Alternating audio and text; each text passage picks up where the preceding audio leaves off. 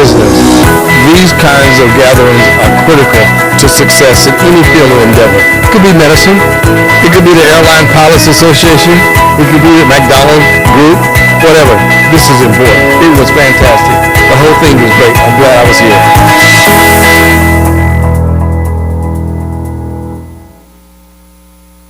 Listen, paying $14.99 a month for a streaming app and $9.99 a month for a music app and $12.99 for a fitness app and more money for a bunch of other apps, that really adds up. So why not get YouTube Premium for just $13.99? It's like having all those and the entire world of YouTube uninterrupted. Your wallet will thank you, if wallets could talk. YouTube Premium. Try 1 month free.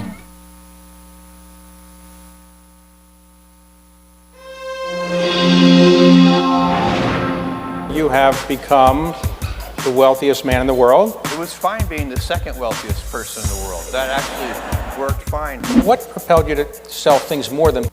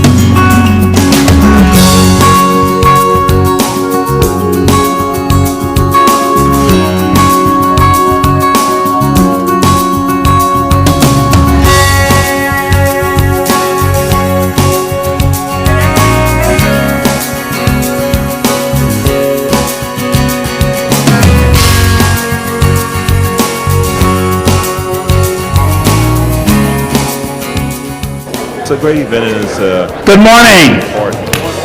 Good morning. We have a fun-packed Space to the African Saturday morning.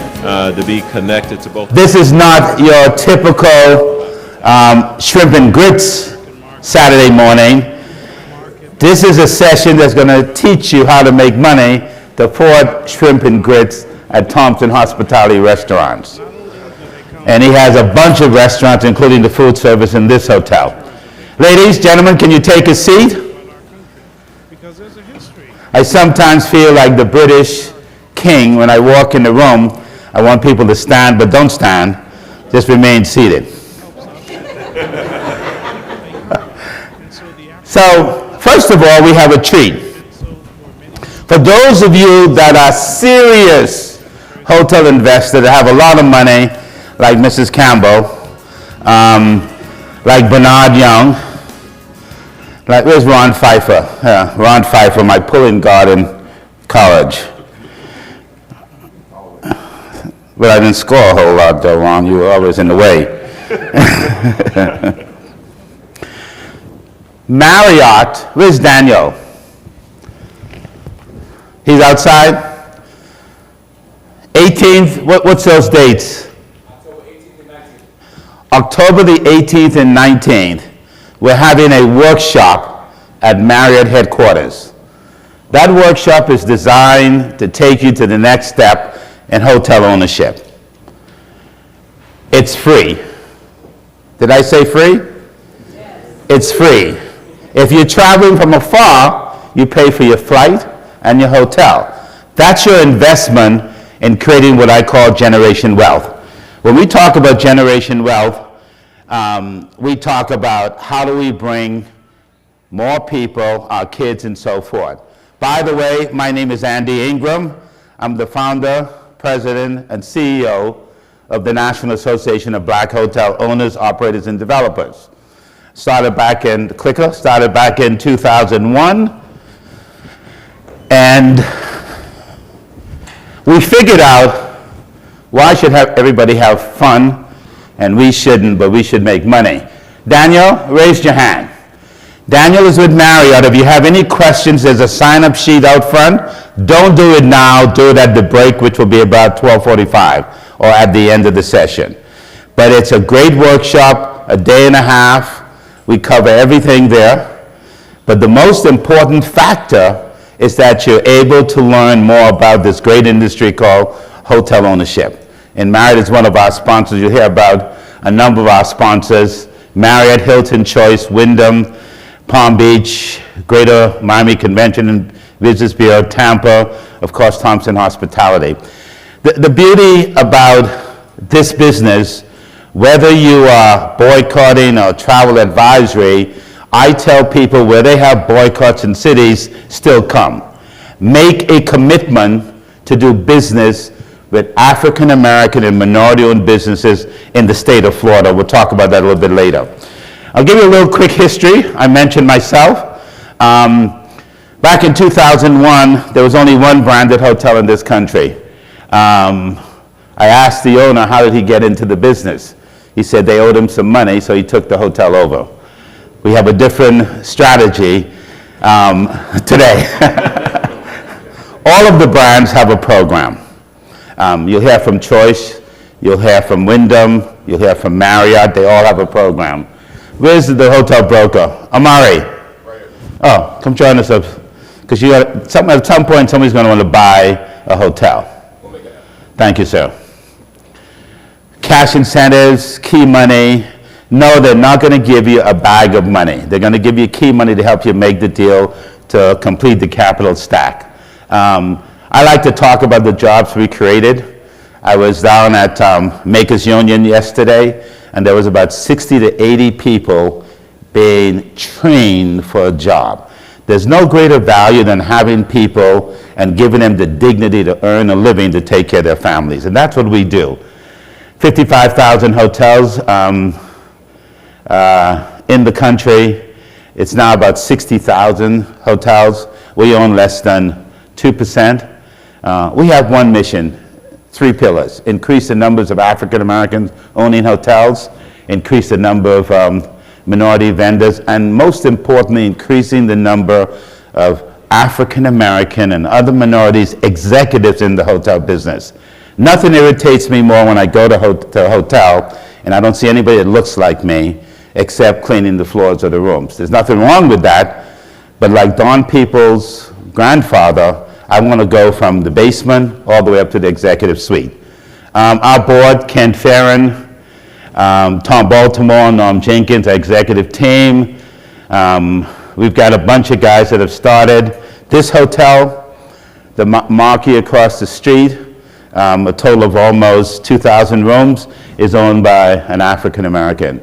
This hotel in particular, one of the investors is on our panel. You hear from him a little bit later, Warren Thompson, who also runs the food and beverage services at this hotel.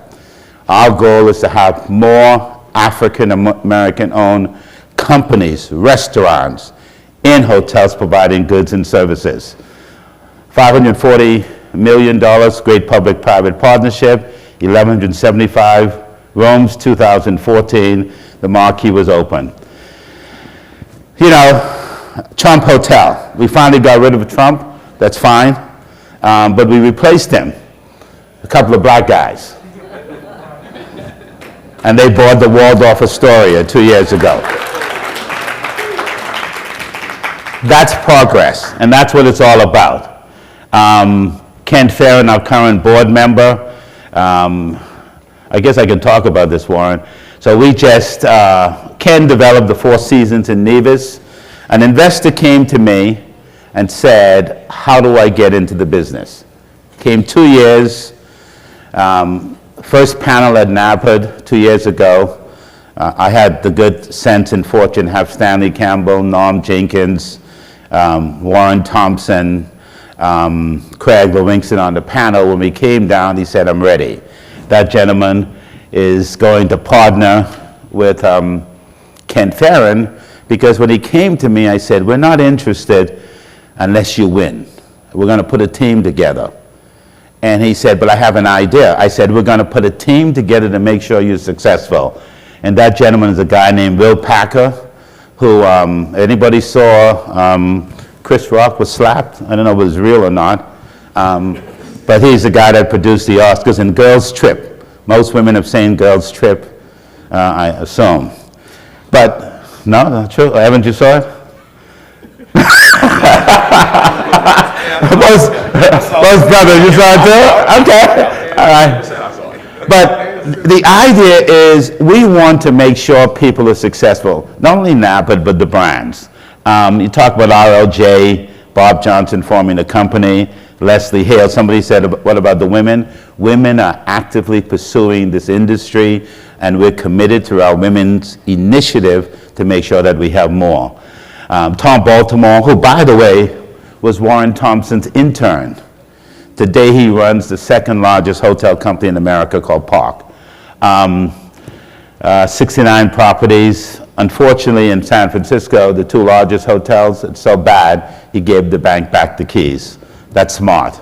But a lot of his properties are all over the country. And so when people talk about what we do, we can do whatever we want to do. We just have to have the commitment because the partnerships with the brands are there. First black-owned hotel in Miami was sold. Today was bought back by Park, built by Don Peoples, whose grandfather worked for a major brand for almost 18 years as a doorman and never got promoted. We want to change that. Evans Charles, hairline has changed a few.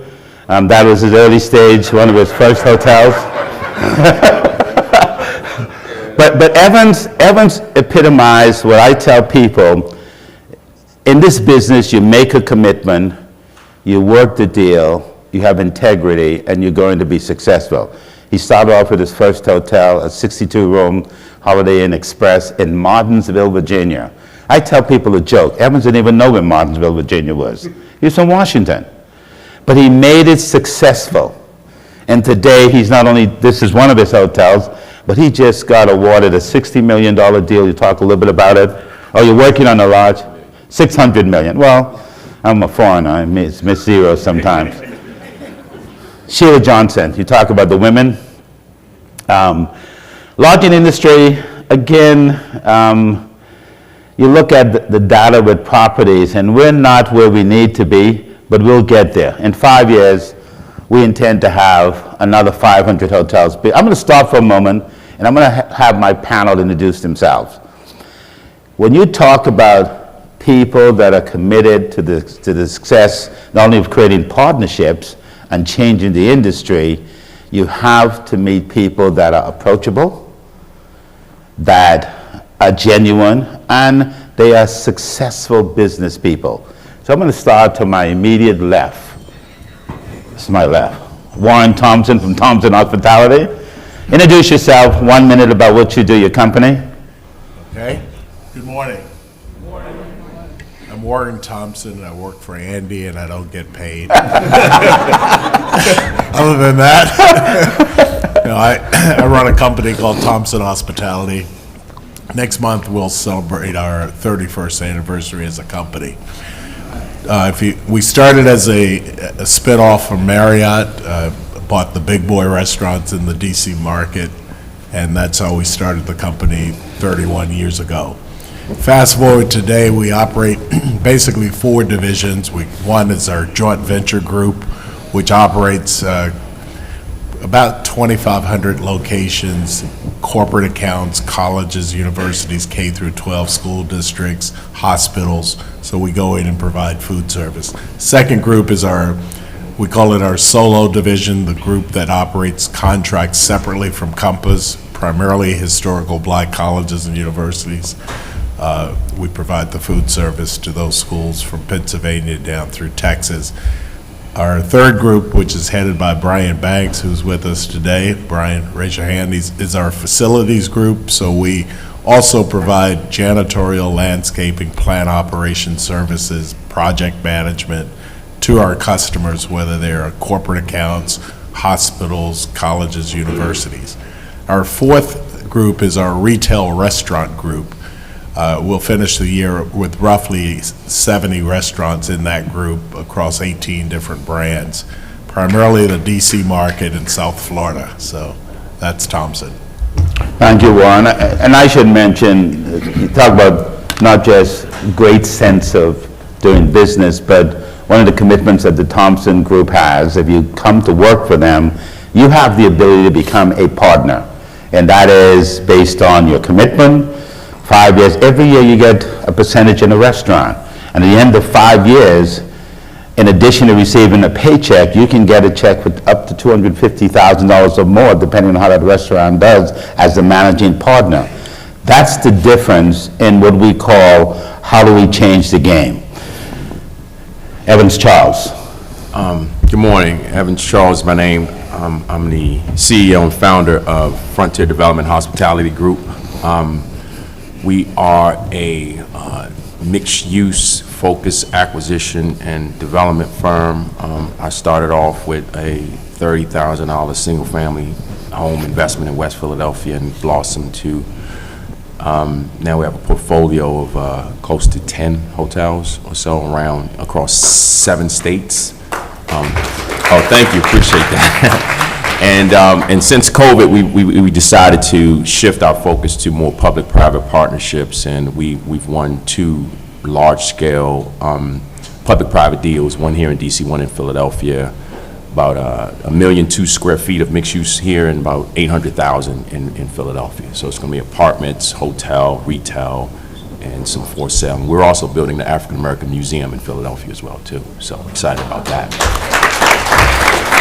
One of the commitments, when I point to Evans Charles, Evans is a first-generation American. I'm an immigrant. And for us, as immigrants, most of us in this country, we realize the opportunity that exists.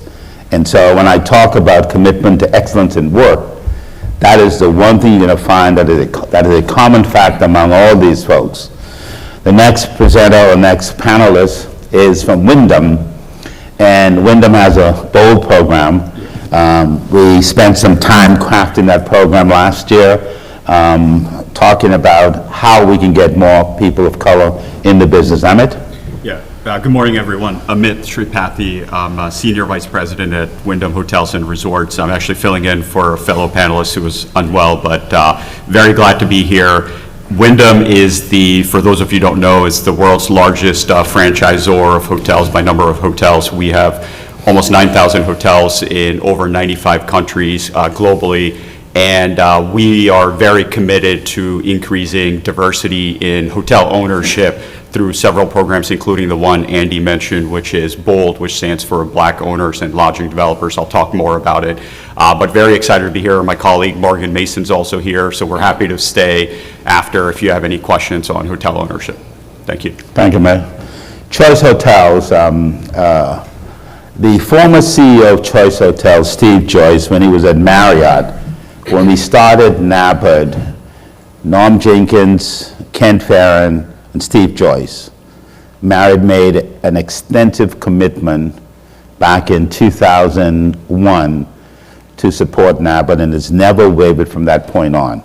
And so when you talk about commitment, John, Brian, Choice Hotels, Pat, are committed to ensuring women and other represented minorities in the business. John? Thank you, Andy. Yes, John Lancaster. So I work with Choice Hotels. I'm Vice President of our Emerging Markets Development team. So I lead a team of individuals that focus on bringing underrepresented minorities into the business. Black and African American, Native American, veterans, women, Hispanic and Latino Americans. Choice, if you don't know, it's the world's 3rd largest hotel company. We have brands such as Comfort Inn, Quality Inn, and just recently after our acquisition of Radisson. My team has been holding the Emerging Markets Program for over 20 years, and we've awarded and financially supported over 350 executed franchises from underrepresented minorities. Thank you. Our next panelist has a lot of accomplishments. He's a pilot, he's all this stuff, but the best thing he's ever done is not buying a golf course in Florida, but marrying right. He's married to Cheryl Campbell, the Undersecretary of the Department of Commerce. Cheryl, stand please a second. Health and Human Services. And, but Stanley's an interesting guy. If he looks familiar, that's because his brother made famous a music. Not a movie, it was a movie, but a music. But Stanley just purchased the first golf course in Florida, but if that wasn't enough, he went to Rocky Mount and purchased another golf course. That's only one of the things that he does. Stanley? Thank you, Andy. And like Warren, we're not getting paid. Then keep working. I don't know what happened. So Stanley Campbell, I'm new to the hotel business. My day job is I have the largest healthcare networked infrastructure in the United States. I message into every point of sale pharmacy in the United States, and this year we just broke 309 million Americans in our system. And what we do is we stop Medicare fraud, or Medicare, Medicaid, Indian Health Services, and DOD. As it relates to hotels, how you look at generational wealth, we purchased the Martin Downs Country Club and Resort. This is a 48-year-old course.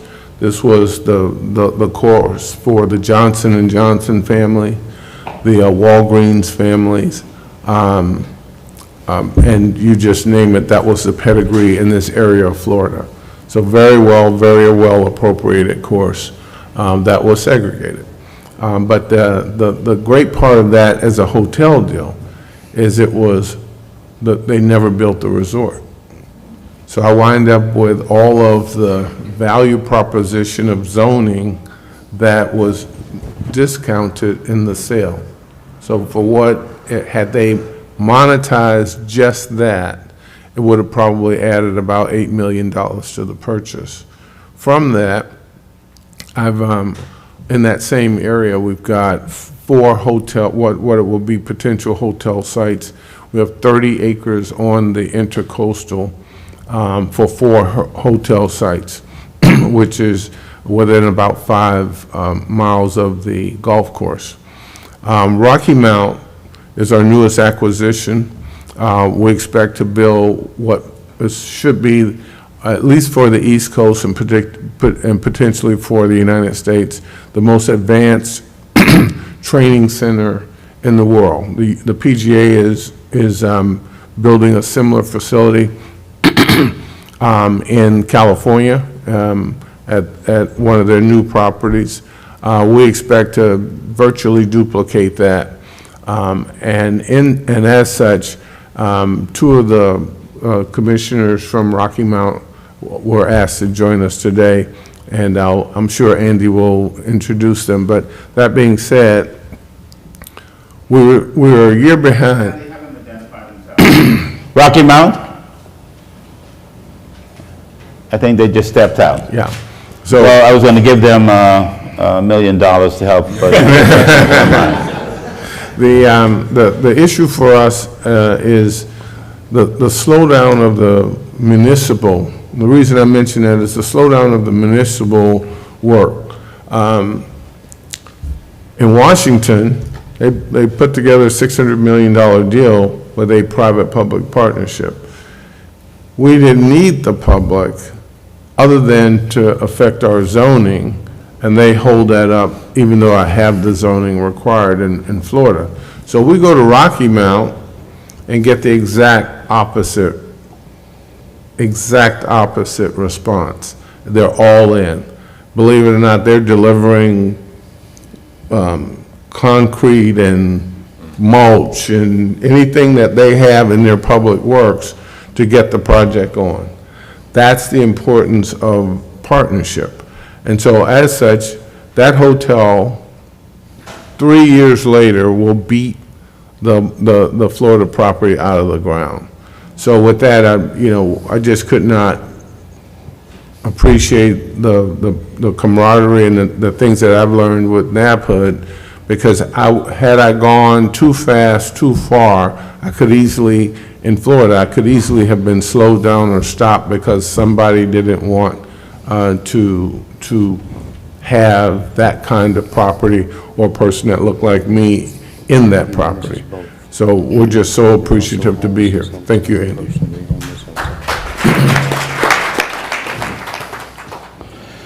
Thanks, Stanley.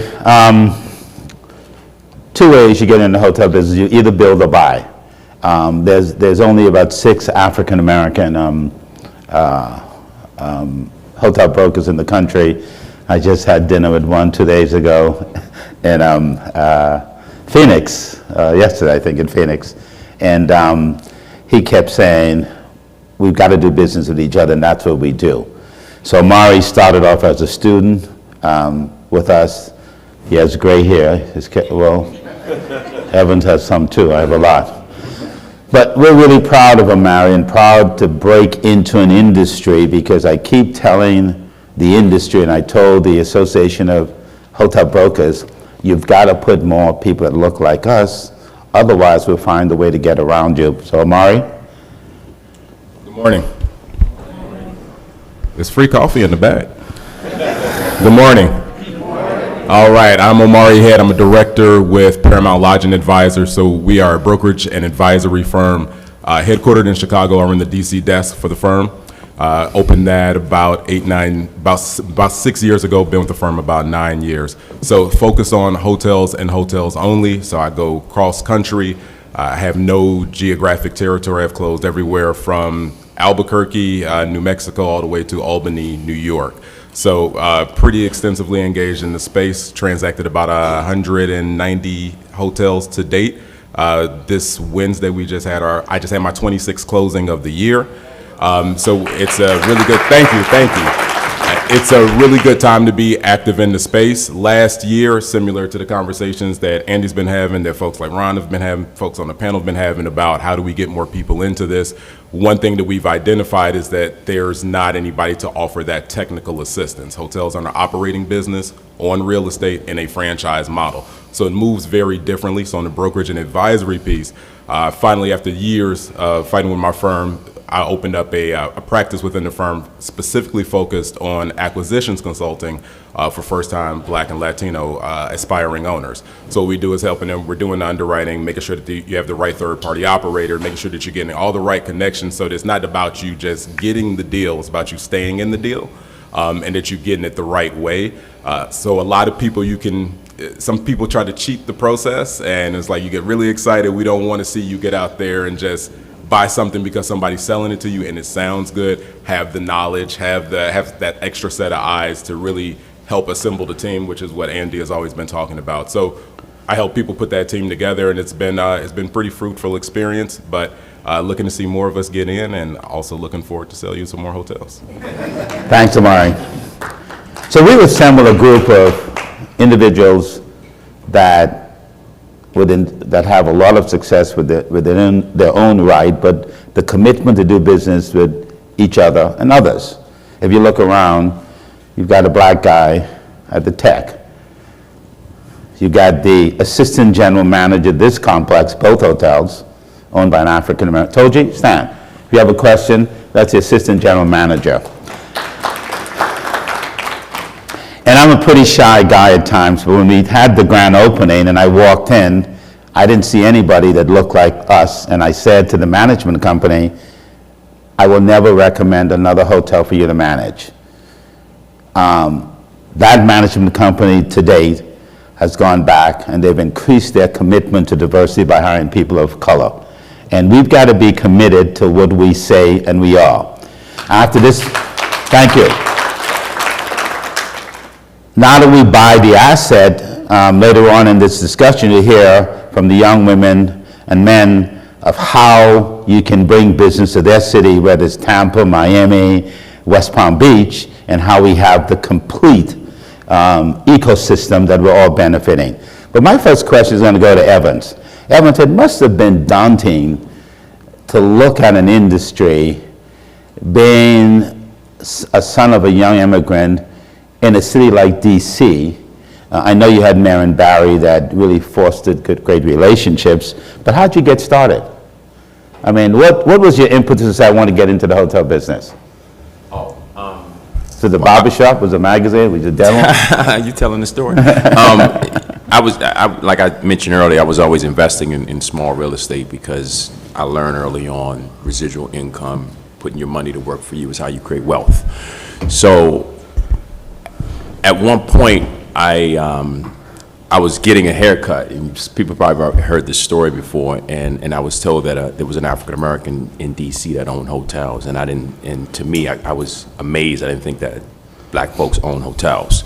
So later on that day, I go to the doctor, and I pick up Black Enterprise, and this guy's on the cover of Black Enterprise, and he just dropped a book or so. So I run to the bookstore, buy his book, and then I go to Google, and he's the chairman of NABHOOD. I'm like, what is NABHOOD? So then I jump on a plane, and I fly down, and I see all these people that look like me sitting on a panel like this speaking about owning hotels.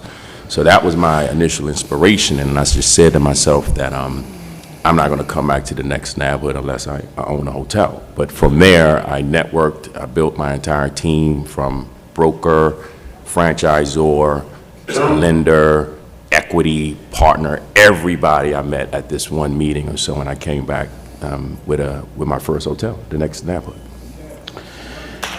Thank you.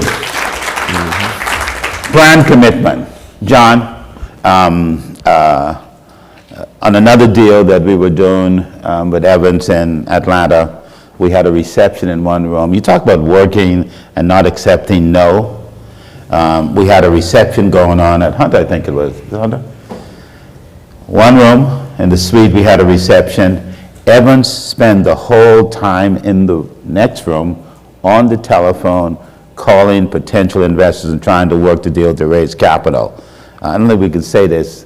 One brand stepped up to the table and helped us with financing. But John, how committed are you and your firm to ensuring that there are more Evans Charles? It's something in which it's woven in our DNA, and it just doesn't stop from me or from my CEO. It starts from our chairman of the board, Stuart Bainham, with his commitment in doing this and having done so for 20 years. Most people get into the hotel industry and think about, okay, I want to buy a hotel. Well, you're across the street at the Marriott Marquis, and you look here, and this is, it's $1 billion hotel.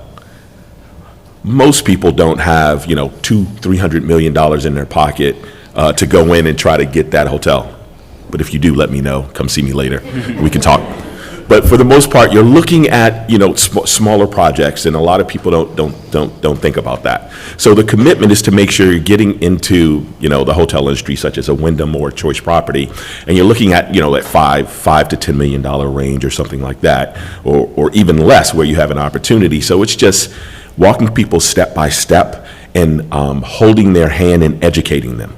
I always tell everybody, if you have $1 and a dream, I'm happy to talk to you and teach you about hotel ownerships and steps and educate you along the way. We have people that are dedicated to doing that. The gentleman in the back, I think Marcus is here. Marcus, there is Marcus Thomas, who actually, he will hold your hand and walk you step by step through the process of hotel ownership. So if you have that, that $10 million project, that $5 million project, hey, how much equity am I going to put down on that? What's going to be the capital stack? How do we get that? What's C-PACE lending? What is Opportunity Zone? What is CRA development? Those acronyms that we talk about, we want to sit and educate you on that. And once you do, you may not be able to buy a hotel tomorrow, but 2-3 years, once you, have the mentality as Evans just spoke about, and reading the book and knowing the process, it's something where we're committed to helping you and leading you down that path. By the way, panelists, make sure you say the right thing. I forgot to mention we're being live streamed in the system on YouTube. So just remember that. Just to give you a note. Ahmed, Bold has the same commitment. Wyndham has the same commitment? Yes, Wyndham has a program which I mentioned earlier. Pull the mic closer to you. It's called Black Owners and Launching Developers, BOLD for short. Wyndham, as I mentioned, we've got over 9,000 hotels in the U.S., almost 6,000, and it's a lot of individual franchisees as well as folks that own institutional owners as well. But over the 30 years or so, Wyndham's been in the business through we've seen how hotel ownership is a path to wealth creation. But it has been concentrated, or it has been out of reach for a lot of underrepresented minorities. So what BOLD was a kind of groundbreaking initiative to promote diversity specifically as well, and we have another program called Women Own the Room. Less than 2% of hotels, as Andy was alluding to, in the U.S. are owned by Black owners. So what we want to do is we want to promote hotel ownership as a path to wealth creation, as well as accelerate the path to hotel ownership.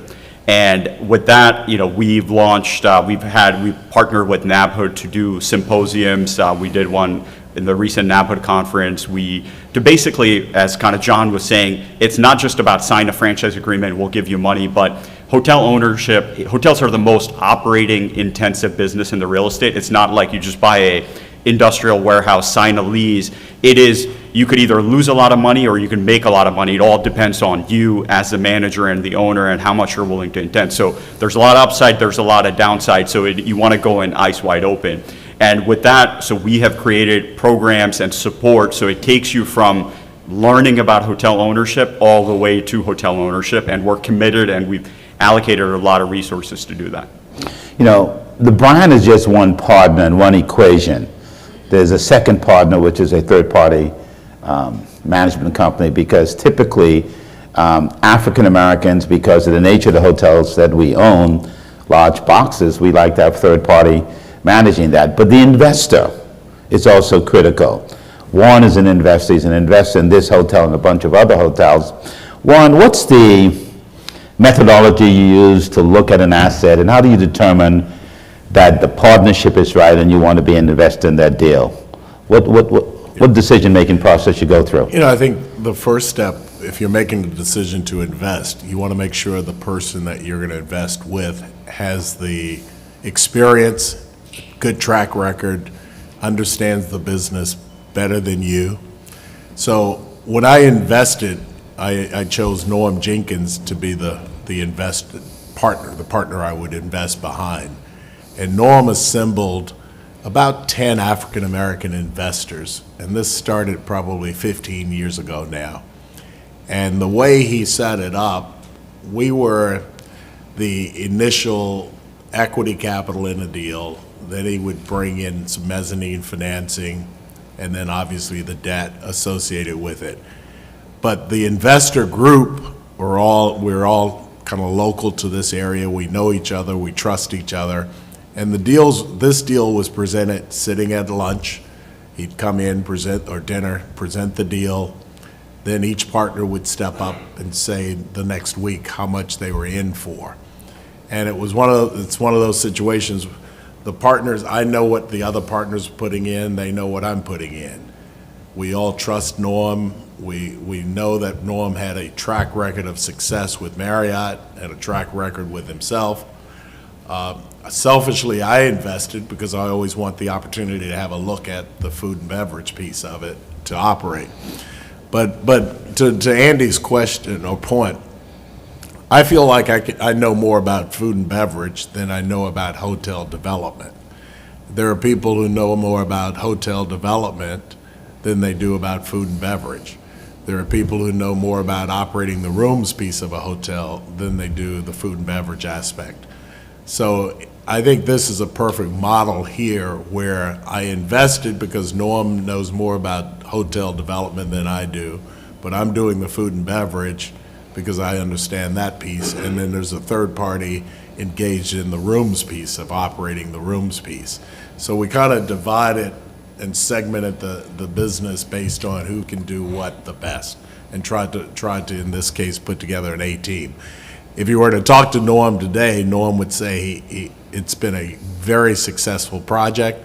May have missed the opportunity to put the right brand. The Courtyard brand is great, it's a great value, but it's built so well, we're probably not getting the maximum revenue per room if it had been an Autograph property or if it had been something else. However, that's an opportunity, whether this hotel stays with us or trades to another group, at some point, the brand has to be reevaluated. So at that point, you make a decision to continue as a Courtyard or change it to one of the other brands. The Residence Inn obviously is getting maximum rate for Residence Inn because of our location and the quality of the build-out. So I don't know if... No, that's good. Evan, you want to add something to that? Anything? No. Okay. Well, You here's the beauty about what he just said. It's an ecosystem. And we specifically look at what are the next steps. One is the best in class in food services. We had a meeting yesterday with the Marriott folks. We want an opportunity to provide food for their employees and to be in more hotels. And we can do that because now we have the ability as owners to ask and demand rather than beg. And the fact is, you talk about track record, integrity of your partnership, knowledge. Those are critical. And so I'm going to switch to Omari. Omari, how many times, and John knows this too, and a lot of us, we talk to people and they get enamored with this business. This business will help you generate wealth for the next generation. You can't give people your job when you retire, but you can give them your company to continue the legacy. So when we talk to people, Omari, and we try to guide them in the right direction, because sometimes you tell them this may not be the right deal for you, but you've got to find the right investors and partners to do deals. Everybody can't be the CEO or boss. I tell my son that all the time, but don't listen. But Omari, when we talk to people and they're trying to buy a hotel, what are some of the difficulties you see right at the top? Ritz-Carlton off the top. Everybody wants I always tell people the biggest piece of what I work through anybody in the first conversation is we have to move away from the consumer lens into the owner lens. All right. So yes, I would love to stay here, but if this thing isn't at a certain level of occupancy, you still got to have that doorman. You still got to have the lights on. You still got to have all these other things. There's certain fixed costs. So the stuff that you may not want to stay in can often be very, very profitable. So it's moving away from that. And it's funny, once I get to talking to these people, and a lot of times they own other asset classes. It's like, well, you own C- multifamily, but you want the boutique hotel. Make it make sense. Like you see that there's money to be made over here in this sector by not necessarily being at the, look at wealth distribution in America, as John will always say, as the choice seems like it's, and not everybody is on one side of the bell curve, right? So there's a lot of opportunity in economy hotels, a lot of opportunity in mid-scale hotels where you can flex up. There are people that have money, there are people that are just kind of doing okay, thus where there's a lot of opportunity, and those are also just a lot simpler operations. Because when it comes down to it and we're underwriting an asset and we're looking at the numbers and the performance, you also have to be careful about who you're buying the hotel from, which is a whole nother conversation. Because as Andy said, you're not going to be an owner operator. We're going to call the management company, we're going to call Ron, that's going to say, they might be able to say, the model won't work on this property for you, right? So having all of those things understand that it's okay to start small. And there's nothing wrong with having a portfolio of 2 days inns and 4 quality inns. That can be extremely profitable. You can trade up into these assets. You have to start someplace, and there's nothing wrong with that. I mean, look at Evans. Look at Evans. Absolutely. Holiday Inn Express Choice, he now owns the Westin at Baltimore Airport. So you've got to be smart in what you look at. When Stanley decided to buy a golf course, and Florida is an interesting state, to say the least. And Stanley, no, it's not into, the Ron he mentioned earlier was Ron from Ambridge Hotels, who is the largest management company in the world. So Ron, raise your hand. But when Stanley decided to buy a golf course, and I'm in Fort Lauderdale, so it's Miami, Fort Lauderdale, West Palm Beach, then it starts to get a little bit tricky as you go.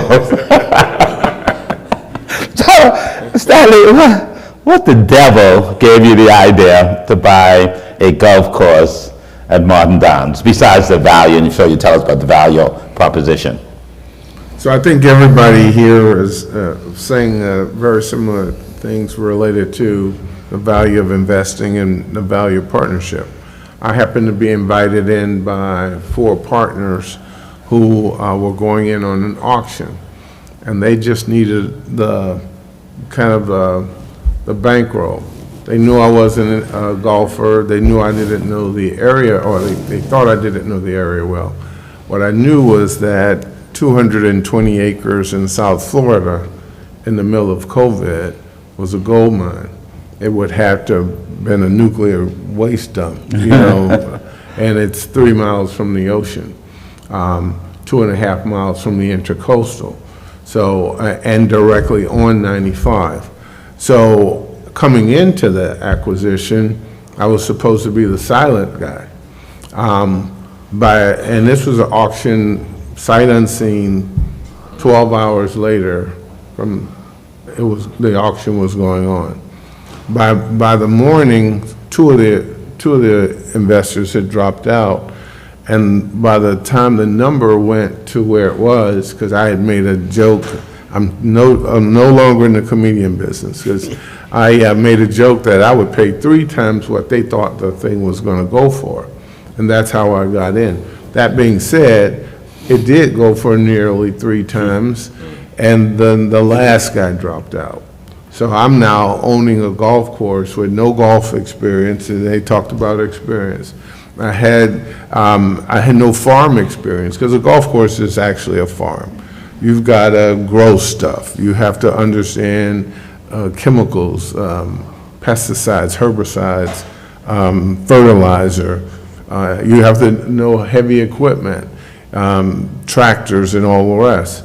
But the thing that got me transitioning that from a real estate deal to the golf course deal was after signing, I got to now read the fine print. The fine print said resort. And the resort in the definition of real estate in Florida meant hotel and everything else. So think of Disney at a golf course with 200 acres. And now think about a hotel site. This site is probably on about 4 acres. And I was getting 220.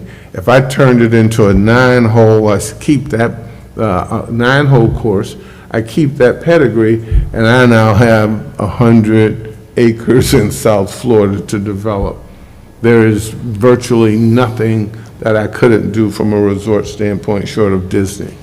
So that was a real estate value proposition. The thing that moved the money from an investment standpoint, that stack, to you guys who are learning like me, you got to show up with 30% of the stack. However you get it, that's one thing, but the real estate and the land ownership actually counts into the stack. So for me, that I had to then, to limit the other investments, increase the value of that property. And to date, we're probably at a $7.5 million property when I bought it at 1 point something. And that's been 2.5 years ago. But I was ready to make the investment in the hotel. They were smart guys. So we're not going to do nothing with you. You got to learn a little bit more. I was ready to make the investment in building the hotel, but for the fact that they didn't want a hotel. The city didn't want a hotel built there. So I go to the next county, and without them knowing who was buying, and I start buying property on the Intercoastal. So I wind up now with about 32 acres directly on the Intercoastal, because I went to Warren's place down there in this nice building, the Intercoastal, and we got a barrier reef, so we don't have to worry too much about the hurricanes. And I saw what good looks like. And now on the ocean from here to the other hotel, I own the 30 acres that I talked about on the land, which happens to also be at 27 feet above sea level. So it would take a 10,000-year flood to get to there.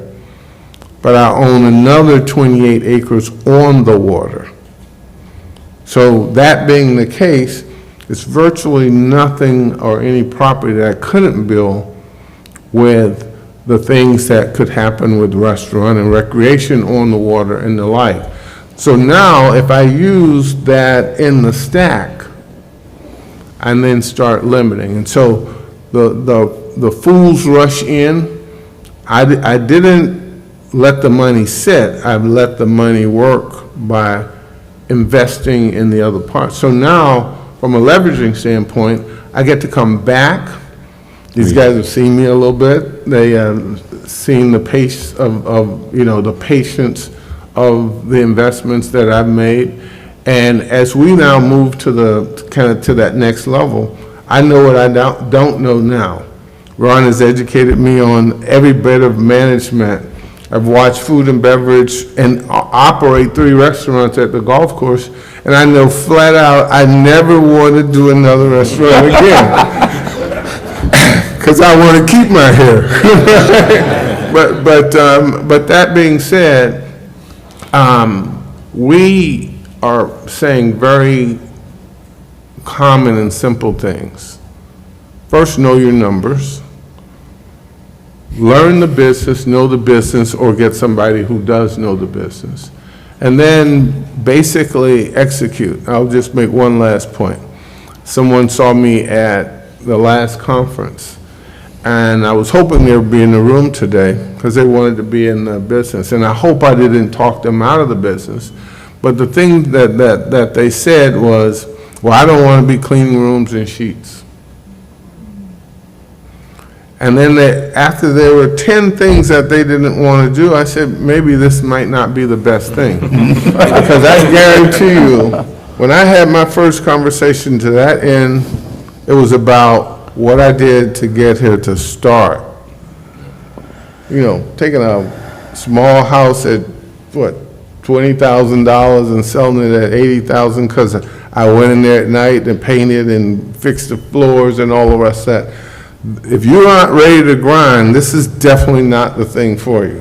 I agree, Stanley. Thank you for that. Most people in this audience are trying to figure out, how do I find the money? How do I find the investors? Where do I look? All of you.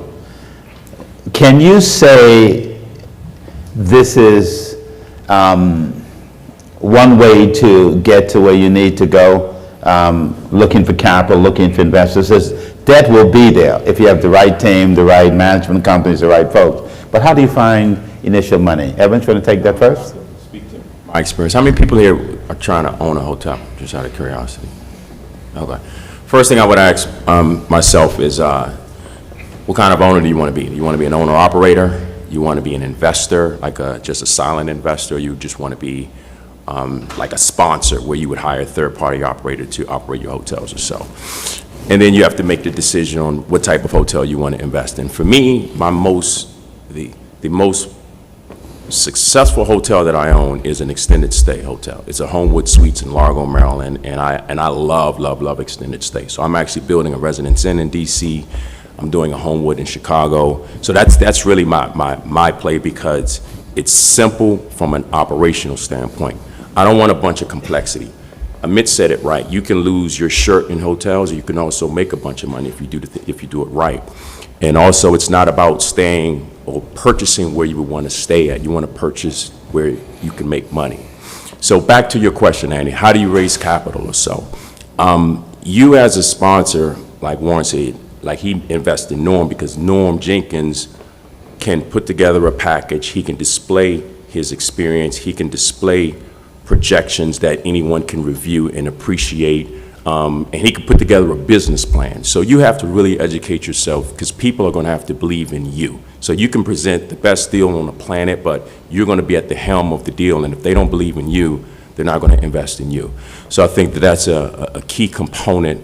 And then it depends on how large of a deal you're trying to invest in. So if you're investing in small $5 to $7 million deals or so, and you're just trying to do syndicated equity, then you're talking to just high net worth folks. You're getting above 10 million, 15 million, 20 million. Now you're going into private equity, more institutional capital, and that's just a different level. And the way they look at you is you have to be institutional ready or so, and that's kind of like where the space where I've been looking to play in or so.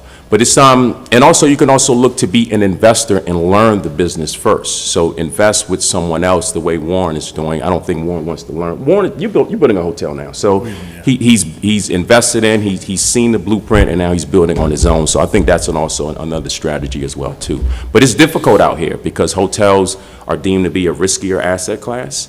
So, and the cost of capital today is a lot higher, particularly for debt. I mean, you're paying 10% for debt today. for hotels. So it's rough out there right now, so. Anybody else want to tackle that, John? Yeah, and I would just add, when Evan started, he was working, with the, the $5 to $10 million project. It was just a project last year, a lady by the name of Dr. Amina Gilliard. It was a $3.7 million deal that she had the opportunity to do, and this is public knowledge, so I'm not saying anything that nobody knows. We've been on panels, and she's spoken about it before and gave me carte blanche to talk about it. So it was a, sort of a $3.7 million deal. And she had $500,000. That's what was her investment. So do you think she had enough equity to service that debt or to get the debt? And she did not. So what she did was she syndicated capital. And how do you syndicate that capital? Either you're asking, family or friends, or you're getting investors, as Evan said, to make sure you're learning from that. Fast forward, it started in a year, and she pitched this on there's a competition called She Has a Deal, who actually Morgan Mason won. Last year, yes, she did, on that, and she pitched that deal and had that opportunity to syndicate capital. People learned about it and wanted to invest in her. And 1 year later, she, last December, she actually closed on that deal, and is running a successful Quality Inn in Memphis, Tennessee. So it's again, as Evans mentioned, there's scale. Now, if you have $40-50 million, now you're working with institutional capital, private equity.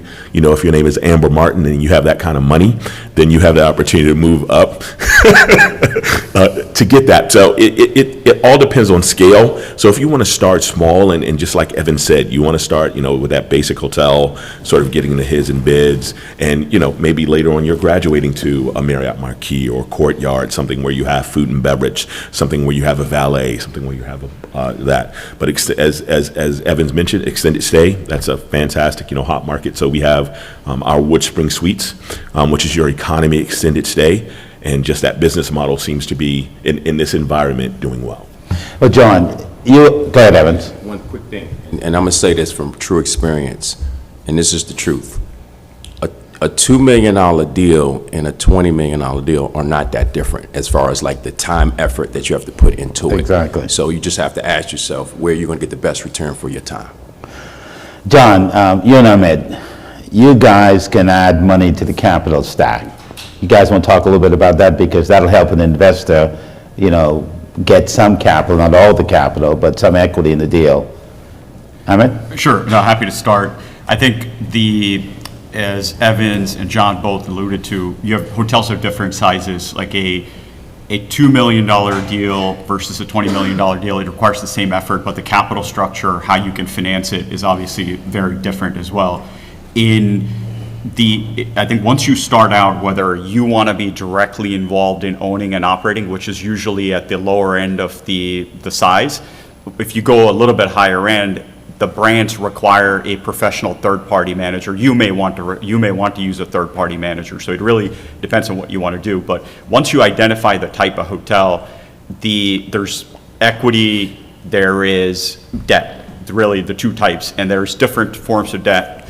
What brands can do, and sometimes even management companies, depending, they may invest as well, is kind of helping you fill out that capital stack. So depending on the time of today, debt is harder to come by than before, especially for first-time entrepreneurs, because banks view hotels as a riskier asset class for all the reasons we mentioned. It really depends on how you operate the business that dictates whether a hotel is successful or fails. So banks really are betting on you as the owner and the operator, whether that hotel is going to be successful. So there's a lot more scrutiny. So they may not be willing to lend 75% or 70% loan to value to everyone. If you're a first-time hotel owner, they may say, I'll only give you 60%, and you have to fill out that capital stack through other themes. Where brands, through our BOLD program or our Women on the Room program, are willing to commit additional support through the form of key money. Key money is basically capital that we give you to either renovate the hotel. Usually a lot of these hotels, when you acquire it and you're converting it to a flag, it requires some renovation. So we would invest that capital to help you subsidize some of your upfront costs. And that money is basically forgivable capital. It just amortizes over the contract. So if you get $1 million you're buying a 10 or a $20 million hotel, you're getting $1 million in key money. You sign a 20-year agreement.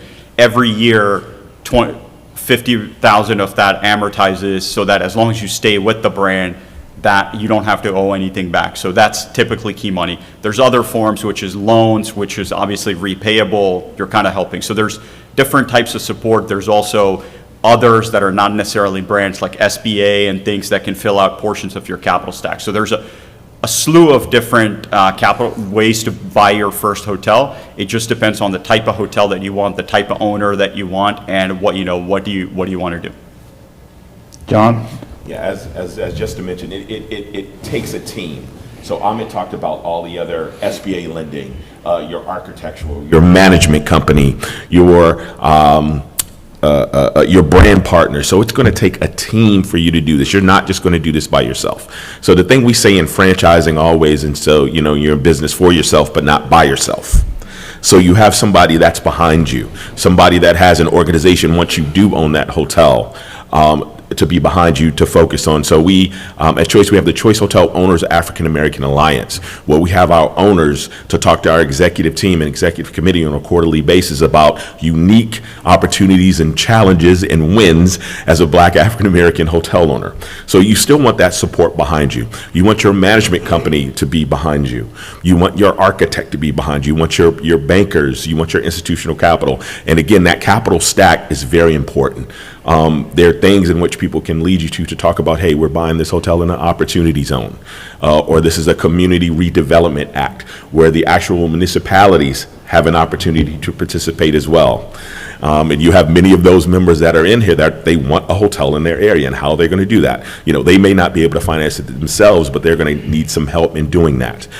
Is your hotel going to be green? Maybe you have an opportunity to do C-PACE lending to sort of subsequent that capital stack. So it's things in which you have to do to learn, and you can find that all at NABHOOD. As Evans mentioned, he walked in and found his builder, he found his lending, he found his management company, his architect, all at that one organization. And we want to make sure that that team is behind you.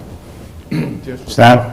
One ad that... Pull the mic closer. One ad that I wound up, and I hadn't heard this at NABHOOD, I want to kind of share it a little bit. For me, I bought a golf course in Palm City, and I bought Rocky Mount. So I'd never heard anybody here talk about the Department of Agriculture. So where look at that look. So when we talk about the capital stack, $5 million at prime and mandatory 30 years. So think about that, $5 at prime, mandatory 30 years. And they can actually go up to 80 million at prime. And it's mandatory 30 years. So my model, when I started thinking about this and investigating, was I have to put 4% into the soft course related to, architecture, engineering, all those things that are going to get me in the ground.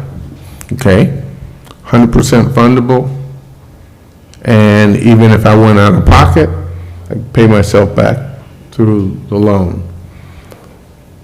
They show up, now there is a caveat. It has to be agriculture based, obviously, that's why I call myself a farmer, and it has to be under 28,000, because what they do is they count this as a meeting room in an agriculture environment with lack of space for meeting.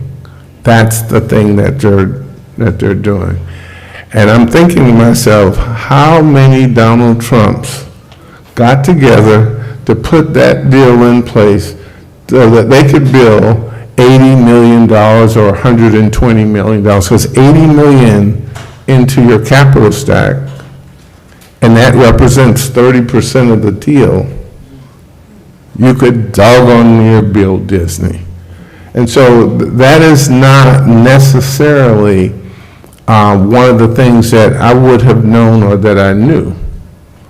But because I own the golf courses, they brought that deal to me because the cities in those areas need that investment in a certain way.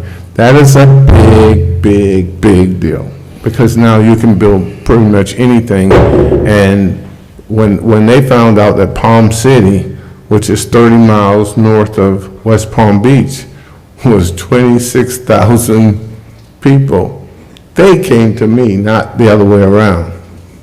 So just to give you a different perspective. That's a good point, Stan. When we look at investment in the business at NABHOOD, we retain a depository of investors that want to get into deals. When folks come to us and talk about, how do I get into the hotel business, we can do what we did where we call Warren. I said, Warren, I've got a guy that wants to get into the business. He has X amount of dollars. And I said, hey, you want to get into the right people? I invited him down one weekend. We spent the weekend together. I called another guy and said, hey, I need you to come and manage his asset. So what we found that is so critical is putting those right deals together at NABHOOD. You're going to see another panel coming up on financing. And when we talk about financing, we're going to talk about how you really assemble and where do you look for money, where do you get it from. But here's a common thread, and Stanley mentioned it. Cities that are interested in doing business will reach out to us. Elected officials. Our biggest friend in the industry is going to be African American elected officials, typically in urban and rural communities, because they're interested in seeing the change. And, you know, Warren, think about it. At 29 years old, I'm not dating you, Warren. At 29 years old, Warren left Marriott with a great incentive package, but he wanted to be an entrepreneur. He understood that he wanted to build wealth, and I joke with him now, his daughter, when she graduates from elementary school, will be a millionaire. I'm going to make sure we get a good attorney so she has a prenuptial agreement whenever she gets married. But, you know, Marriott gave him an incentive to go out and do his first deal. Just like at NABHOOD, we would always find the resources, whether you want to use a laundry in the only black company in the DC area, Bernard. Where's Bernard? Bernard Young? Metro Laundry. If you have a hotel, you're doing business with him. I saw Baron Harvey walk in, the former dean of Howard Business School. Baron is an investor in hotels.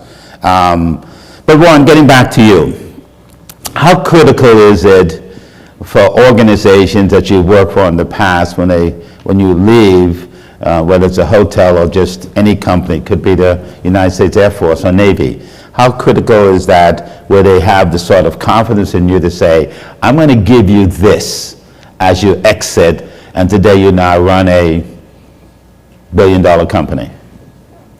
You know, I think as when I'm listening to Andy and thinking about this, it gets back to learning what it is you want to do before you go out on your own. You know, when I started the company, and I was actually 32, so thanks for saying the 29. I'll take the 29, but I'll raise you to 32. You know, I only had $100,000, and so I bought 31 restaurants with $100,000 out of my pocket. But we created a very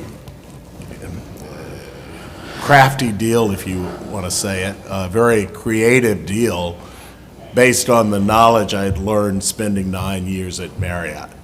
And you don't get that knowledge from a textbook, you get it from hands-on practical experience. Had I not spent those 9 years with Marriott, I wouldn't have been able to put the deal together. And then kind of going forward, Evan mentioned about, yes, we have one hotel that we've developed behind our headquarters that we own 100% of a Homewood Suites. And I say, well, how did I do that deal? When I bought the office building, my CFO called me, goes, we got the perfect spot to put our office. I said, where is it? He said, 1.5 miles from your house. I said, done.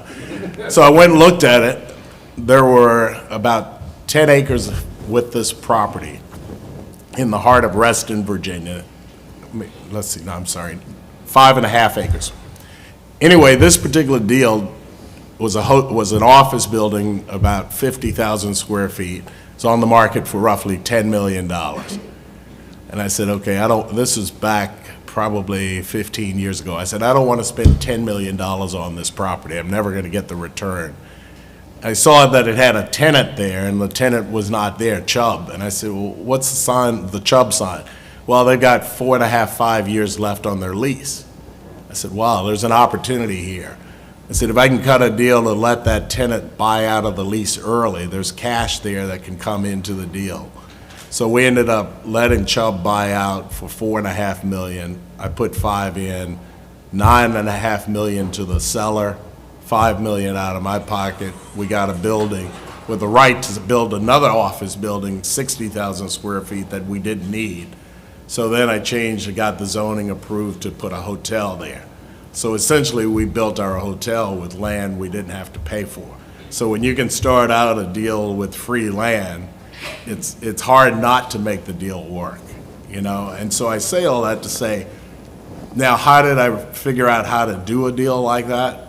Well, I'd spent, 5, 10 years on the board of a REIT, Real Estate Investment Trust company, Federal Realty. So I watched deals that they were doing and cutting. Then I spent another 5 years on Duke Realty's board, understanding how to do transactions with commercial property, warehouses and so forth. So long story short, taking what you learn and then how do you apply that to being able to do a deal for yourself versus the other way around, trying to do a deal without the knowledge and experience and going backward, it doesn't work. When I saw the hands of people in here who want to own hotels, if I said, how many of you want to own a hotel and want to get up every day and go and run it?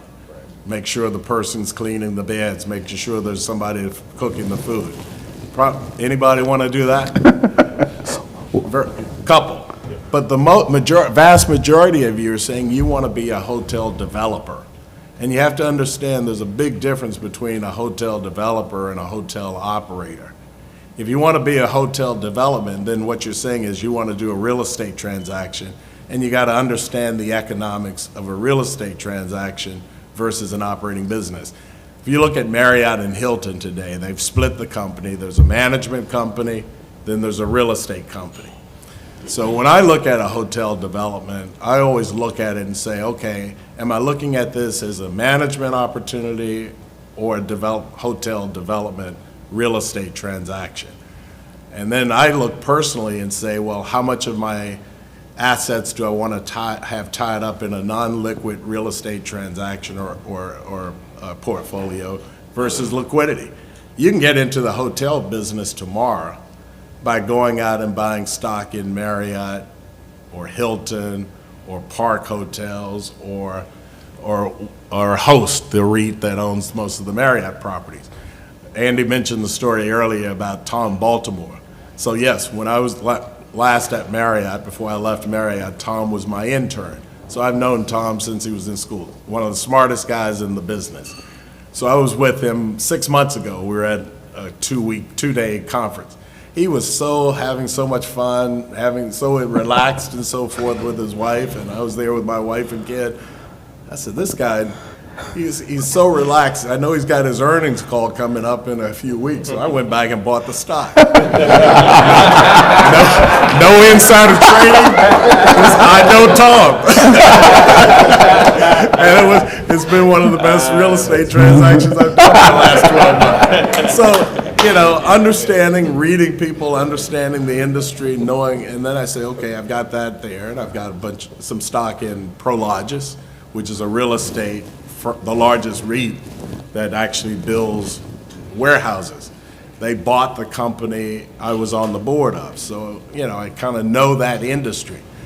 But those are real estate transactions, so you can be in the hotel business tomorrow by buying shares or stock in hotel companies that you really then start to immerse yourself into the industry and following the data, following the numbers, and sitting in on the calls. I mean, how many of you have sat in on a investor call from a hotel company? If you have one share of stock, you have the right to sit in on those calls and understand what's happening in the industry. Okay. Education is probably the most critical component to success. And at NABHOOD, we even go a step further.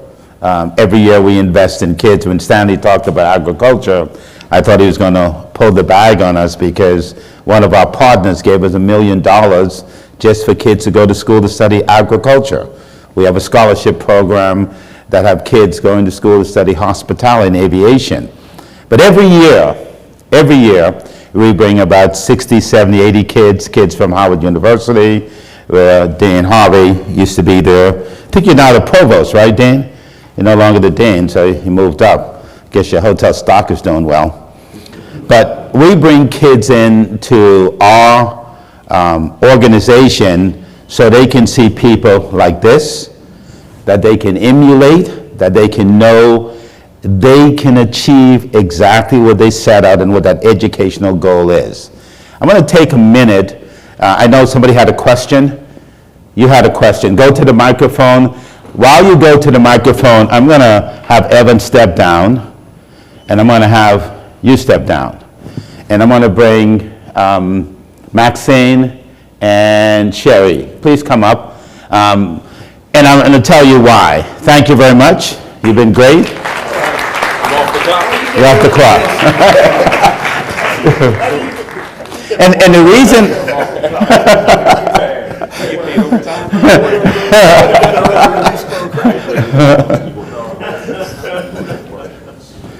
And the reason why I'm going to bring them up, because now we build... Thank you. Now we build these assets. We've got to fill them with people like this weekend. Everybody I know have called about, how do I get a room at the hotel? How do I get a room in the city? And so once you build these assets, you need people to help you fill them. And I've invited Sherry Brown from the Tampa Bay Convention and Visitors Bureau and Maxine Jimison from Visit Palm Beach, who is another one of the big fundamental partners that's important. And they're important to us because in Tampa Bay, we're developing some hotels and restaurants. Warren and I spent some time in the Tampa area a few weeks ago, and we were shocked at the opportunities that were there. The new development, the new cities, and we want to be part of that. We want to be part of the Tampa Bay Rays and what they're doing. We like public-private partnership. My old friend Dale Holness, I saw him earlier, former mayor of Broward County, who public partnerships are so critical. And Shay, I'm going to ask you, number one, because your city, in spite of the governor, in spite of people saying, don't come to Florida, and we want to be very clear. We want black convention business to come to Florida. We want them to stay at our black-owned hotels. We want them to go to our black-owned restaurants, our black-owned facilities. If you're going to come to our cities, and come to Florida in particular, then you should be committed to do business with black-owned, minority-owned companies. And I don't apologize for that. Thank you very much. Because that's our commitment. In Tampa, you have a couple of black groups coming.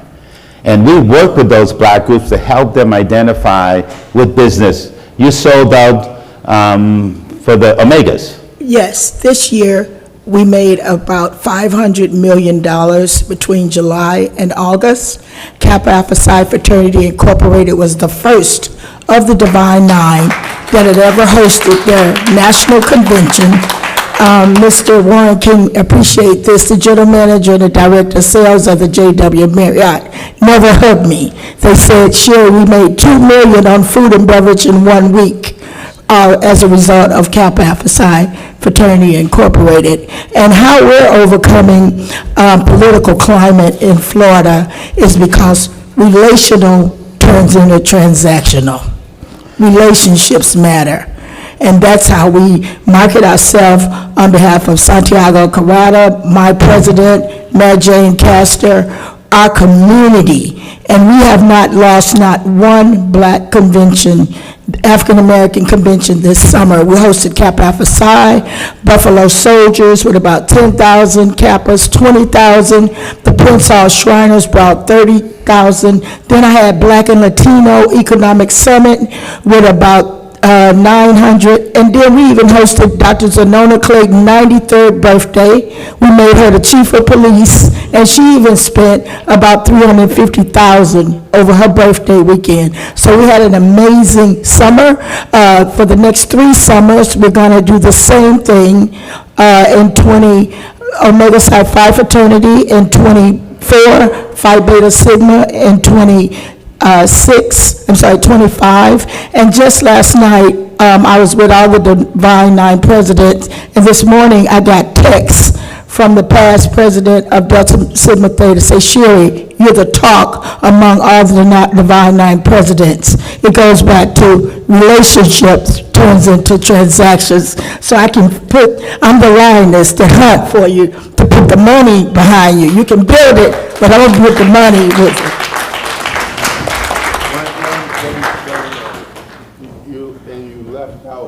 Sandy, put the microphone closer.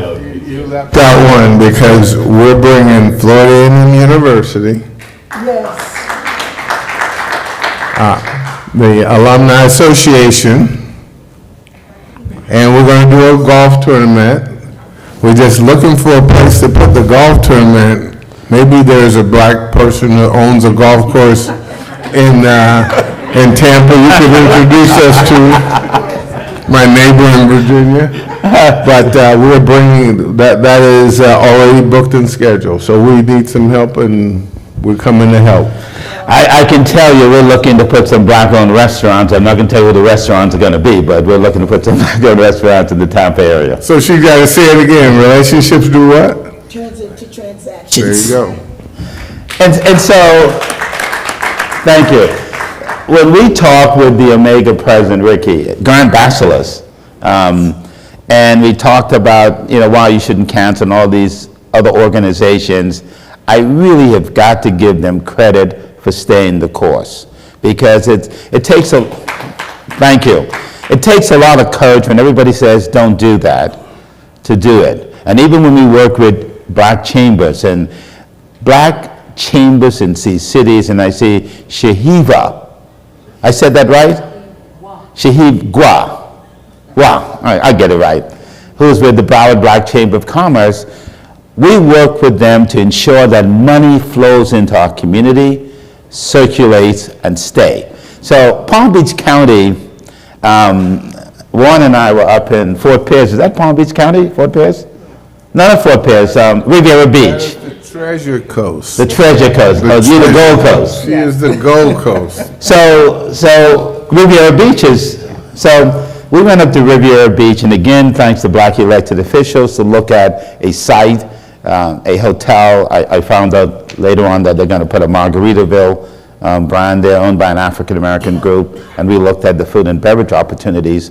But having partners, and Palm Beach, most people don't know this, when we had the first tourism boycott in Florida, the National Bar made a decision that they would not come to Miami, and they went to Palm Beach. Palm Beach was smart enough this past year to hire an African-American to help them develop their tourism industry. My good friend Maxine Jameson. Maxine, is Palm Beach ready for us? Are they ready for black folks? Yes, we are. We are very ready for black folks. And I am out there as the ambassador, making sure that everybody who will listen, who will not listen, who can listen, know that we are ready for black business. Good. And here's what's so critical. The leadership, I had lunch with Santiago a couple weeks ago. We were up in Tampa. And they don't just talk about or act like they want to be our friend. They're committed to the same success that we want, that they can have. Because remember, at the end of the day, we're spending money. We're spending money, and I believe it's 126 $9 billion we as African Americans spend. And if we spend that sort of money, how can we spend it to make sure that other black folks benefit? Sherry, tell us about some of the partnerships you've built in Tampa. First, when I've been there at Visit Tampa Bay for 15 years, October 1st, and when I first came on board, it said, well, in my interview, you'll never bring black conventions to Tampa. We have a really hard time with that. But personally and professionally, I'm a very optimistic person, and I know that there was a strategy that none of the African-American conventions haven't been there, and then they didn't have the relationships and the go-getter like I am myself to go get them. So I spent the last 15 years developing the community and working to create a multicultural guide that I have some copies of that showed African Americans, because if I have to promote to African Americans, we like to see people that look like us. I got that from Andy. I went to Andy's school on that. And then I needed videos to show people, and I had the relationships. So that's how I created this wonderful city that I have that truly embrace, and not only when you're there, you can go and stay in a hotel night, but when you have staff like your staff here at this hotel that was so welcoming, you got to have a team, and a team that's going to grind like you to make sure that they want to be there. And then you got to be a part of the community. As a result of the African American conventions this summer, our black-owned businesses made about $450,000. And they had never made that before. So I'm a hero in the city, but it's not about me. It's not about using my gift to be a blessing to others so that we all can be successful. So Warren, you have the food and beverage services at this hotel, this complex. How critical is it for people that come, and the hotel was sold out, it still is, so is the other one. How important it is for you to put your best foot forward when people like us come into your hotel and your facility and you provide the F&B? Do you see, Mark, increase? Do you see pride of folks understanding that you as an owner owns that sort of the Delegate restaurant? Which, by the way, talk about how you came up with the brand, the Delegate. Okay, I'll take the second part first. The Delegate, when Norm and the group put together this hotel, they actually were going to contract with another group, local group here at the time. And I said to Norm, I said, I'd like to run it. He says, well, we've already got a deal with someone else. I said, so about 3 months before the hotel was supposed to open, that deal fell apart. Norm called me up and said, can you create a restaurant? So I said, okay, we'll create a restaurant. We got it done in 3 months. We used the brand The Delegate because the people staying at the convention center are all delegates. The representative to Congress is the delegate in DC, so I said, okay, I'll use the name The Delegate. That's the scientific version of it. But so we created the restaurant, and yes, it is important that, well, let me back up. You know, one of the things in my company that I pride our company on is being diverse, and we push it. We don't have a diversity person. It's a part of our DNA. It's a part of our culture. So in creating this restaurant, or creating the Ridley in Charlottesville, Virginia, that's in the ground floor, on the ground floor of a hotel, the Ridley is named for Dr. Walter Ridley, who's the first African American to attend the University of Virginia. So I was a student there. My brother and sister both went there. But back when I was in Charlottesville, there was no restaurant where African American students or alums felt comfortable going in Charlottesville that would be welcome. So I said, one day I want to create a restaurant and fill that opportunity. So we created the Ridley. We did one with Ralph Sampson also in Charlottesville, Virginia. But a long way to say, I believe the money within the minority community will flow where it's treated properly. And to me, that creates a business niche and a business opportunity. It's nothing formulaic, it's nothing creative. It's just saying, okay, if you're spending your dollars and you're not being treated the way you should be in some restaurants, if we do the right thing, we will win. So I think our associates know when an African-American person walks into a restaurant, that's a real opportunity for us to create a loyal customer and a loyal following by treating that person special. Not to say we don't treat non-African Americans special, we treat them right too, but all of us have been in situations in our lifetime where you just didn't feel quite welcome. May not be able to put your finger on it. It may be the table you get closest to the kitchen or closest to the restroom. Every restaurant has the most undesirable table. All restaurateurs know what that table is in their business. That should be the last table set by anybody. But oftentimes it's the first table set with an African American party. And so those subtleties of discrimination still exist today. But I can probably say not in Thompson Hospitality. You know, that's interesting. So you talk about money, you talk about fairness, and I mentioned earlier that the first African-American owned hotel was built by, in Miami Beach, but it was built as a direct result of the National Bar saying, I will not come to Miami.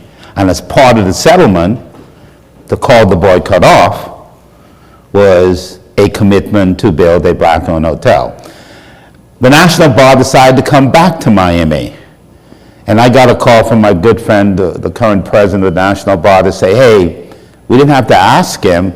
He said, hey, I want to ensure that I can do business with some black companies. I want to do business with some black venues. And Dominique Calhoun, president of the National Bar, why are you coming back to Miami, and why do you want to do business with black folks? Well, I want to do business with Great black seeing you. folks, right? Well, I'm an entrepreneur myself, so I own my law firm. I'm based out of Houston, so I know how it is, the importance of it. I know the importance of it to buy black, right? But more importantly, while I'm in this seat, and I'm a Kappa, and for Kappa Alpha Psi, I serve as the national head of our partnership with March of Dimes. So seeing the work that we did in Tampa was important. Now, you talk about everything that you want to with Florida. I'm from Texas, born and raised, never left. And if you have a problem with Florida, you might as well have a problem with Texas. That bad, huh?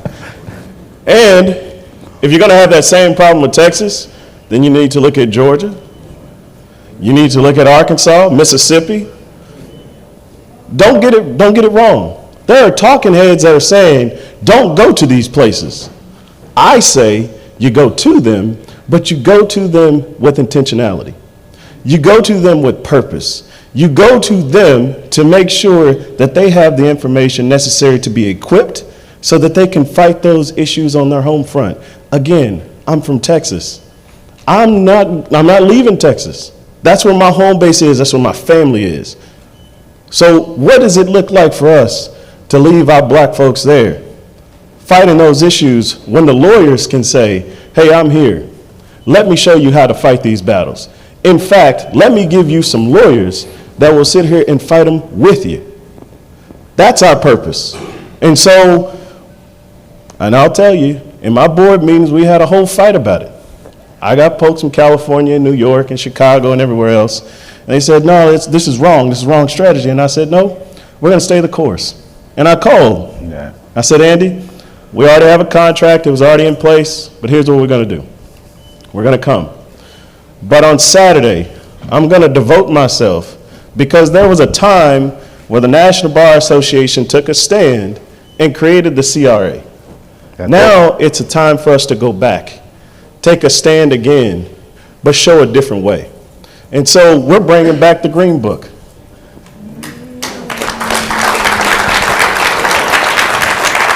So when you come to a National Bar Association event, we're working with the Convention and Visitors Bureau. We're making sure that we have all the information. We're telling them, tell us where the black people are. We give that to the members that are coming. So now when we show up, yeah, you got the opportunity, and I'm not taking anything away from those hotels that are serving us while we're there. But here's a list of black businesses that you can participate with. Make sure that those economic dollars are spending in the right locations. We're making sure that when we come, we're having a banned book drive because we control our history. We control the narrative. We control our education. So there's no opportunity for someone to say that slavery was a benefit. We're going to teach it ourselves. We're having a rally with the NAACP, Black Voters Matter. We're going to make sure that the people in that community know the power of their vote and what they can do with it. Because we can say all we want to out in the community or in a boardroom, but the real fight within America is in the ballot box and in the courtroom. That's where it exists. So Andy, I never changed my mind about going to Florida because it's not about that. It's about what we can do within our own community to support it, and that's why we're going. I appreciate it, brother, and to make a difference, that's what it's all about. I think for us is that we are determined that we're going to change the fabric of America. And if we got to do it city by city, street by city, courtroom by courtroom, and ballot box by courtroom, that's what the economics is. I have a 3-year-old grandson, and I want his America to be different than the America I found. And, you know, the National Bar started something many years ago. Nobody ever thought we'd have a black hotel on Miami Beach. And when they went to Palm Beach, H.T. Smith, the president at that time, and you walk in his footsteps. But, you know, in Miami, Connie Kennard, who couldn't be here today, but the Greater Miami Convention and Visitors Bureau, when I sat on the board with them on their minority division, we made a definite commitment for them to hire not just a person, but a black person, and here's the result. The economic benefit that they'll bring to the community is not just going to stay at the hotels, whether they're white or black, but it's going to permeate the community. How long are you guys going to be there, and how many people? So we're going October 26th to the 29th. We will be there for that time. This conference is normally one of our smaller ends. We expect anywhere between 200 to 500 people. Now, when we go in March, we'll do the same thing. We're going to Houston. Then we'll go to Vegas. But the ultimate goal, and I told you this a long time ago, so as you continue to convene, and I apologize, thank you, Andy, for giving me the opportunity. I have to leave and go talk to some pre-law students, so that's why I'm walking out. But we have a commitment to make sure that we partner with your hotels, because it's not just about going to those places like I told you, but again, to be intentional. So if you have hotels that can service our conventions and conferences, we're going to take them to you. I appreciate it, brother. That's my commitment. Thank you for being here. Thank you very much. Enjoy. Thank you. And by the way, he's also looking to become a hotel investor. He came to a similar conference a couple of years ago. On October 18th, right? Marriott? Exactly, October 18th. He'll be there at Marriott. Any questions? No questions? You want to step to the mic so we can hear you?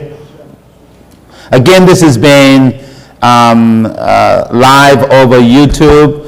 Our website is www.nabhood.com, and you can view it there, or you can get information by going to that website. Go ahead, your question? So, you know, when you look at the market, I would just love the current state of the market. Obviously, there's a lot of change, right? So we were in a low interest rate environment. We're now in a higher interest rate environment. Remote work is changing patterns for business travel. You have all these things that are sort of changing now. What's the current state of the market? And last question as it relates to that. Interest rates are going up. As was mentioned, I think also, to do these deals, you need more equity as a part of the deal as well. So I'm curious how the increase in interest rate and the increase in the amount of equity is affecting valuations of these deals. Anyone to tackle that? Yeah, the market has definitely tightened. No question about it. A lot less hotels on the market now, I think, than there were 6 months to a year ago. But hotel deals take a while to structure and to do. I think we're going through a cycle. I think interest rates will start cycling down again in the next 18, 24 months. So if I'm looking at a deal now, I'm thinking about deals that are going to close 24 months from now. And so, understanding at what point interest rates are going to peak and then start to come back down. And then even doing a deal, we're investing doing some things right now with floating debt so that it will float down. And I look at what I expect the average interest rate to be over the next 5 years, not what it is today or at any one particular point. So I can leave it floating, and as long as it's floating down, then my average over that 5 to 7 year period of time is something less than it is today. The amount of equity required, yes, absolutely, is the capital markets are tighter than they were 12 months ago, so the amount of equity, hard equity, good equity in the deal has increased. You can probably, if you do find hotels that are trading, the valuations have come down. And so that should offset some of the increased costs. I mean, hotels were ridiculous 12 to 18 months ago in terms of price when capital was a lot cheaper. Yeah. How much have they come down? Or what's the typical? I don't know if Omari is still here. He could probably give you a better indication. What was the question? How much have hotels come down? They haven't, so a couple things.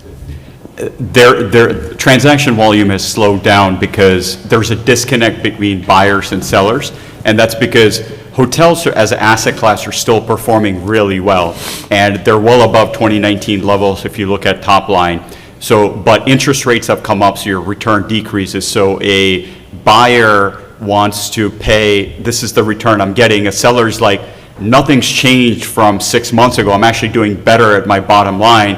Why am I going to sell it to you for less than that? So there's a little bit of disconnect, which has caused the transaction volume to slow down. But just to go back to your question, hotels, all the things you mentioned, everyone's top of their mind, which is high interest rates, wages going up, labor costs going up, labor availability. But hotels, post-COVID, banks and lenders have actually taken a more positive view towards hotels compared to before. Like office is probably the most challenged asset class now. The beauty of hotels is it's a daily lease. Every day you can set the rate. So if there's a convention there, you can change the rate tomorrow because your hotel is now 95% occupied, so you can increase it. If you have a multifamily lease, you can only set it once a year. If you have an office lease, only once every 5-10 years. So hotels allow you to do that. And just one point, going back to what Warren and Evans and all of that said, is really learning about the hotel business. It takes time. Many of the panelists who've developed hotels, they worked at hotel companies, they've started small there. But what's kind of changed post-COVID is, in partnership with NABHOOD, a lot of brands like Choice, Us, Marriott, we've committed a lot of resources to educating entrepreneurs. I saw all the hands that were raised about hotel ownership. So we, like Wyndham, at the most recent NABHOOD, we held a symposium for asking exactly those types of questions, like how do you operate a hotel? We had the MB Hotel in Miami Beach where we invited folks to come in and basically learn behind the scenes about how do you operate a hotel, how do you own the hotel, and we partnered with NABHOOD to do a symposium. So I'd encourage all of you to take advantage of the immense amount of resources that not have always been there, but have been recently with brands taken, as well as just the amount of information available in 2023 on YouTube, everywhere else, where you can learn about like how do I get debt, how do I operate a hotel, how do I maximize RevPAR. So there's a ton of knowledge available that maybe some of us were starting out in the industry, you just had to work at a hotel company to get that knowledge. And for those of you that want more information, next hotel workshop at the Marriott is the 18th and 19th of October at Marriott headquarters. You can sign up at our sheet outside at the sign-up desk, and please come and join us. Again, there's no cost. My good friend, how are you? Yeah, Ibrahim Movement, and good to see you again. Equally. Come close to the mic. We want to hear you. Hello, can you hear me? Is it on? Go. My question, and I apologize if it was covered earlier, I had another meeting as part of a workshop. But have you done some kind of survey to see how COVID affected the members of NABHOOD? And also, if the august panel up here can talk about strategies that hotel owners should use to make sure that you are positioned so that if something happens again, like COVID or the variant or whatever, so that you're not caught flat-footed. You know, question, the study that was done for COVID was done for the industry, and because we own Hilton Marriott, it affected us the same. I think we had some slowdowns, a lot of closes, some hotels stayed open for emergency purposes. What do we do if it happens again? I don't think we're going to close the country again. I don't think that's going to happen. But yeah, I think as we prepare for the industry, and I think Amit said it best, you know, we run a daily rate change business, probably sometimes a couple times a day, Amit. Yeah, think about it. And so some of those, some of the things that we can do rather quickly will help us survive any other downturn. The beauty about this weekend, for example, city sold out. During the week it was sold out. We like these sort of opportunities. We like when Sherry and Maxine can fill a city. But at the end of the day, it is a collaborative effort. Cities, CBBs, hotels, brands, owners, restaurants. But don't forget, when the city is full, so is the restaurant. Hi, you have a question? And by the way, she brought us to help us look at Baltimore many years ago, and an attorney who's now an entrepreneur selling pastries. That's right. So thank you for hosting us again this year. This is always one of the smartest rooms in the room. When I first met you almost 6 years ago, you said, "What are you doing here?" I said, "At the CBC." And he goes, "I want to introduce you to the smartest room in the room. It's the smallest, but it is the most powerful room." So this is my 6 years celebrating with NABHOOD. So shout out to Andy and this Thank you for coming. Right? So Thank you. it's fascinating being here. So this question is more for thought, less for an answer. So I'm April, and I'm a 22-year practicing business and real estate attorney, and I'm just kind of an anomaly. As I was practicing real estate and business law, from a prosecution perspective, I was building bakeries quietly. So our baked goods are in some of the best, from Starbucks to Wegmans to Nordstrom's to Safeway to QVC. We got it. We have the mix that counts. But what we're finding in the hotel industry, the disconnect is that we may have green books all over the U.S. It is great to list people inside of a book and say, "Here, go." But unless there is an affirmative plan in order to take smaller suppliers and demand that these larger companies that you guys are purchasing from are buying from organizations that are actually in the city in which they are doing business, it really doesn't help us. I mean, we appreciate the $5 buys, but we want the $500,000 buys, because that is the only way that we will be able to balance the disharmony that is in the industry. Because part of the concern and part of the problem is that we've allowed the conversation to be minority-driven instead of black-driven. And as soon as we use the word minority, purchasing, supply, diversity, it waters down black. And we often understand that watering down, we are getting put into a pile with disability, LGBTQAI, white women, and that has to end. But the power in the room is to say to the Avengers of the world, "Hey, Avendra, buy from them." And I've been told by several people that we have no power to do that because we're too small. I said, then you are not leveraging or harnessing the power within. So that's more common, because I know that there are probably suppliers in the room that can resonate with this. When you want to have an opportunity and they say, "Oh, we're buying from a minority," and you look and see the company, it has nothing to do with the black majority. So that's just my comment. Thank you. I gotta. You know, we all want to respond to that. Yeah. Go ahead, Stan. We're all jumping at the bit for that. That is way bigger than a comment. So we talked about knowledge and inclusion. We're from West Palm Beach Airport. 13 miles, you have Michael Jordan's golf course. Another 13 miles, you got me. Another 13 miles, you got Tiger Woods. And another 90 miles, you got Sheila Johnson. There's only 8 black golf courses owned in the country. We're building already digging the hole. We, as Black Golf, are putting the Black Museum In Palm Beach? in Palm Beach, already digging the hole.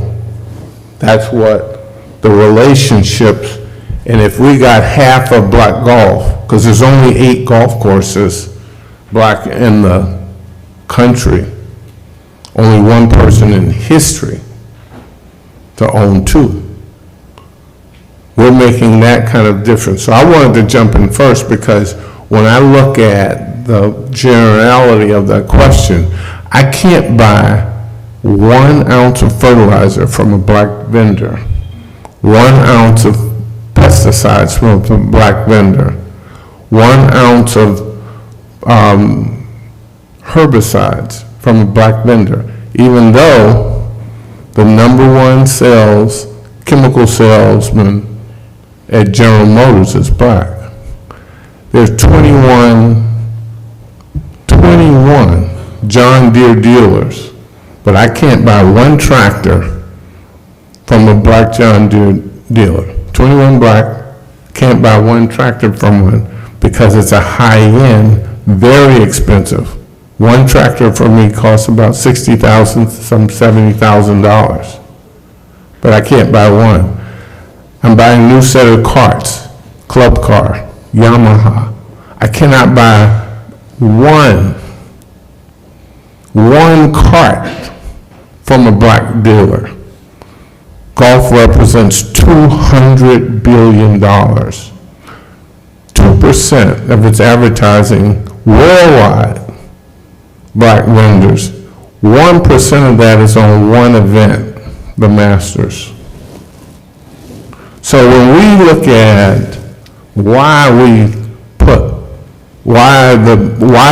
West Palm for the Black Golf Museum, when we look at bringing those things to bear, we say it is not enough just to be talking about, even a dealership. No, we want a distributorship. And when that happens with the same way we did with Lehigh Coca bringing the car dealerships to bear, we now have some of the wealthiest Black people in the country, if not the world, who came through that pathway. We're going to hit that $200 billion market, and we're going to hit it at every level. I call it the scaffolding that holds up golf, and I call Tiger Woods and Varner the veneer. We're now going after the scaffolding because those guys, Tiger Woods brings probably 30% of the market, the value, equity value into golf by himself. And if you add him and Michael Jordan to golf, you probably add about 35% of the equity value in golf. So we're going after the scaffolding. And so when we now do that in golf, in hotels, Wyndham did not just name it the minority old initiative. They named it Bold, the Black, because they are now getting that message. And in golf, we're going to get that message. In hotels, we're going to get that message. And I would really love that question because that is the basis for why we're all here. That is the basis for why even the Congressional Black Caucus is here. If we can't make a difference and this just becomes a party, then we'll have a hell of a party, but we'll then be back here asking that same question again. Warren? First, congratulations on your success. You have to basically create the demand for your product. And, the biggest issue with getting product into an operation or food product into an operation is getting through the distribution, as you mentioned, at Vendra. But the customer controls that. I control what Cisco carries for me. If I buy a brand, within 2 weeks, I can have that brand line up in Cisco because they know they want to keep my business. You look at Google, for example. Google is a $600 million a year food service account. If you sold your product to Google and you had someone in Google say, I really like this particular product, we need this in distribution. Well, Bon Appetit, who services Google, would then say to Cisco, bring that product in so I can get it through the channels because Google wants it. You can do the same thing with Amazon. So what I'm saying is go to the customer sometime, the end user, because they will dictate and determine what the distributors actually carry. And once you're in distribution, then you become a free agent. Not only the company servicing Google can buy that product, but others can buy it as well through that distribution channel. So that would be my suggestion. I agree, and we see it all the time, but people ask me what keep me up at night, and those are the sort of concerns that April raised that does, and that is how do we really change with what we have, how do we get more? On Wednesday morning I met with a group in Phoenix, Arizona, and we're bringing on a supply diversity group that's going to help us. How do we decide and work with Avendra, work with Hilton Supply, work with Wyndham, work with all the brands? Because it's a huge market that we're not in and we need to. But I agree with Warren. That customer demand, I always think of somebody that asked Warren one day to put his beverage on his shelf, but there was no customer demand for the beverage. That made no sense. And if I put something many years ago, and I see my next question is former mayor of Broward County, many years ago, we went to the convention center and we said, we want you to put Jamaican beef patty on the menu. And after some fight, they said, yes, we'll put it in there. But we discovered something. Nobody requested it. So guess what? They took it back off the menu. Customer demand must be there. Hyatt Hotels, Mark, the president of Hyatt, made a decision to spend 10% of their supply buy with African-American companies, 10%. And I believe, Bernard, you're doing business with Hyatt. We had a long discussion with Anna at Hyatt about that deal. So we are changing the industry. We're just not changing fast enough. Former Mayor of Broward County, Dale Holness. Thank you, Andy.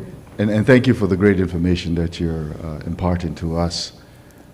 Stanley, you mentioned earlier you weren't able to get permits to build what you wanted on the land you owned. And we know that the two young ladies up there doing a great job got to where they were because of a political system somehow, some way. My question to you is, how do you foster relationship and support people in the political arena, especially those who are forward-thinking, to ensure that there's a full understanding that part of what they must do is empower people economically, financially, and support businesses that are there to help build and strengthen the community? How do you foster those relationships? To anyone. Well, I'll go ahead and start since you called me out like that. I think we started with Sherry talking about relationships. Going into those rooms, if you go into the room as the black entrepreneur, you're going to get the black entrepreneur deal.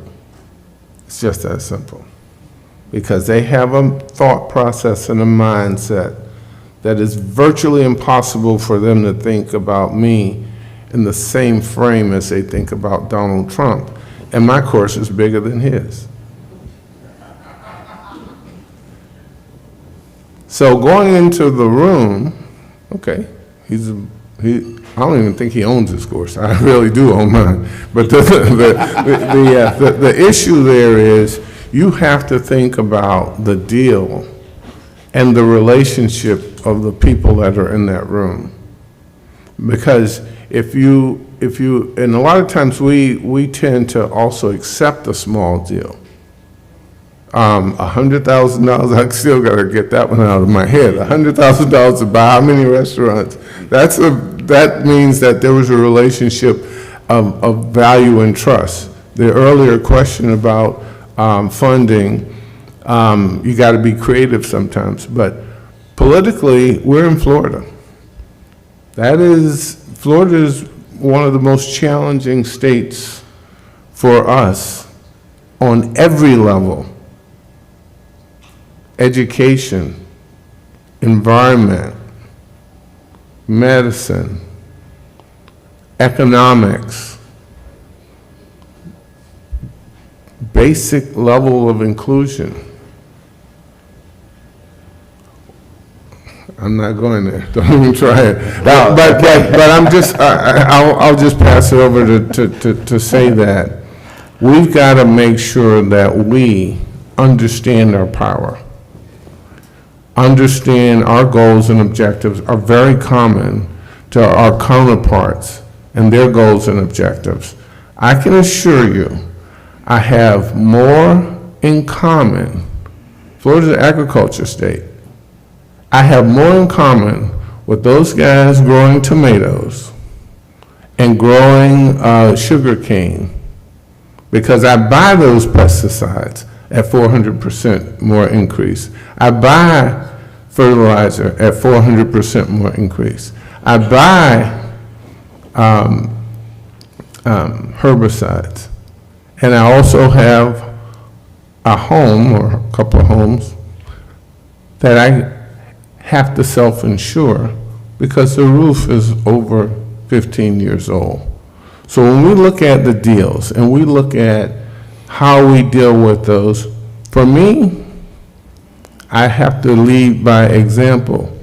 Those 30 acres I bought on the Intercoastal are in the adjoining county next door, where the leadership, that was Martin County, the leadership in St. Lucie County is very different. They will let me build that hotel as high as Dubai. I guarantee you. And they're willing and interested. Last night, we had the first open house on the other side. One of my other partners, Sandy Woods, made his fortune in the automobile industry, got the deal. They're doing an open house. All the politicians are there, and Sandy's going to build a $250 million project. And then next out of the box will be another automobile deal guy. You saw him here, Irving Matthews. And then next out of the box, because mine's probably the most expensive at about $300,000 a key times 766 rooms. But that'll be built on the Intercoastal, and the other two properties are also in the Intercoastal in a whole nother county. Now, when we go back, because they know us, when we go back to Martin County, I'm pretty sure that we're going to get a different reception. Because sometimes you deal with sugar, sometimes you have to stand tall with legal, and other times you just have to show by example. And that's what we're trying to do. We will build that many new rooms in the county next door, and our employees will live in Martin County because we've created such value in the real estate property in St. Lucie County that it's going to be cheaper to live in Martin County. I also think, former Mayor, you talked about elected officials, and we find that when we educate these elected officials about what we do, we're the experts. And they get the comfort factor that we can perform. I mean, Warren and Ken and I and our other partners walked into a room the other day with an elected official with their counterparts, a group of them. But what I knew that we had to do is assemble the right team.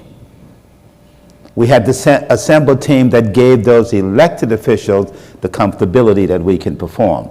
You know, I once asked the president of Hilton Hotel, when they sold off all the assets to Park and Tom Baltimore became the chairman and president, I asked him publicly at a forum similar to this, I said, hey, Chris, why did you have the confidence to have Tom Baltimore, I didn't say he was African American, to run that part of the business? He said a couple of things. He had a relationship with Tom, relationships, as Sherry said. Tom had a proven track record, and he knew of Tom's commitment. You know what that told me? It told me that he knew that Tom wouldn't let him down. And so when we talk to elected officials, white or black, we bring in the best team, and I can assure you the team that went into the Tampa, St. Pete area was the best team that had the best F&B, the best hotel developer, the best capital raiser, the best local community partner that had a worldwide track record on performance. And as we walk through that city, I think we're there a day and a half, we now see the residual factors of people coming back and say, we want you to do that. So I think for us, we've got to be clear in assembling the right team. When I do, when we put deals together and people come to us and say, we have an idea, we want to raise money, I've got to be able to figure out, is that person the right person for me to invest in, or have my other team members invest in? And sometimes we can't, because we know that's not going to work. And we see that often enough. But you had a question? If I could just piggyback. I'm sorry, one moment. Go ahead. Give me 2 minutes, and I apologize. I wanted to piggyback on the crux of the question and how involved our political officials are. Go back closer to mine. When you're getting into hotel development and what you're doing, it is very vital and important, because you're not building that hotel if you can't get your entitlements. You're not building that hotel if you can't get that residential zoning to commercial zoning. So knowing your politicians are extremely important. Then at times they're looking to build a hotel there, and to have a brand behind you that's saying, hey, there's going to be a hotel to build. You know, the brand wills power with that. But those things, like, you're not getting anything done in Chicago without knowing that alderman. I'm going to tell you that right now. You're not getting anything done in Broward County unless you know that mayor and what that's going to do. And just to let them know that, you know, hotel occupancy tax and other taxes that are come through are what's going to help you. So you are partnering with the politicians, with the municipalities in that building to get that done, which is very important and very vital. You want to know, if I'm going to build this hotel, hey, what is the economic development plan for the next 10 years? I think you do it at a 5-year clip, if I'm not mistaken, and you know that. So you want to know that prior, just for your self-knowledge. I apologize, just wanted a couple minutes. If I may have a big voice. You're right. But let me make a suggestion. Someone who served 20 years. You need to build that relationship before 100%. Yeah. If you don't build that relationship before, I owe you nothing, not even access. And those who support the right people before they need something are the ones who get the greatest access and the greatest opportunity to get what they need. So having a friend before you need a friend, that's what you're saying? Good idea. Go ahead. Good afternoon, and thank you. I think my question is for Mr. Warren. Earlier you said that, in answering the young man's question over here, when you look at a deal, it may be 24 months. Is that due diligence process, or is that from making an offer to closing on the deal? Depending on the deal. Warren, come close to the mic. Or I'm sorry, or purchasing and getting up and running. Right. Depending on the size of the transaction, the deal, and so forth, we're more into acquisitions right now of restaurant groups. So I know it could take at least 24 months for me to get a deal closed.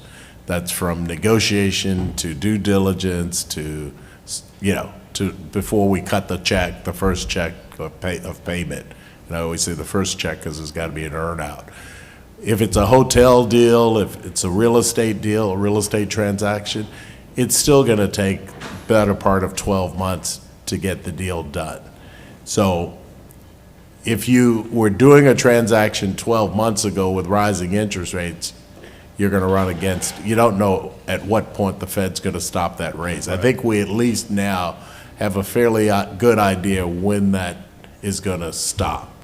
You know, it may be 2 more increases, but it'll be shorter than it was, is the point I was trying to make. So shorter than it, has been. Can I add a follow-up to that? Sure, go ahead. With that 12 months, once you close, you still have that process of actually working with the brand to get the hotel up and running, so then that's an additional to the 12 is. Yeah, I mean, the hotel I built behind my office took the better part of 6 years, 5 years from the time we started to get the zoning changed, to then do the architectural drawings, bid it, get it under construction. So it took the better part of 7 years to develop. Okay. Before we opened. And during that time, inflation started to creep in, COVID hit, supply chains started to change. The cost of the hotel went from 15 million to 17 million. You know, so a lot of things can happen during the course of that development process. Okay. Yeah. It's safe to say if it's an existing hotel and you're just buying to take it over. It's a lot easier. Same with a restaurant. It'll take me today, from the time I see an empty piece of space to open a restaurant is 18 months, at least, 18 to 24 months.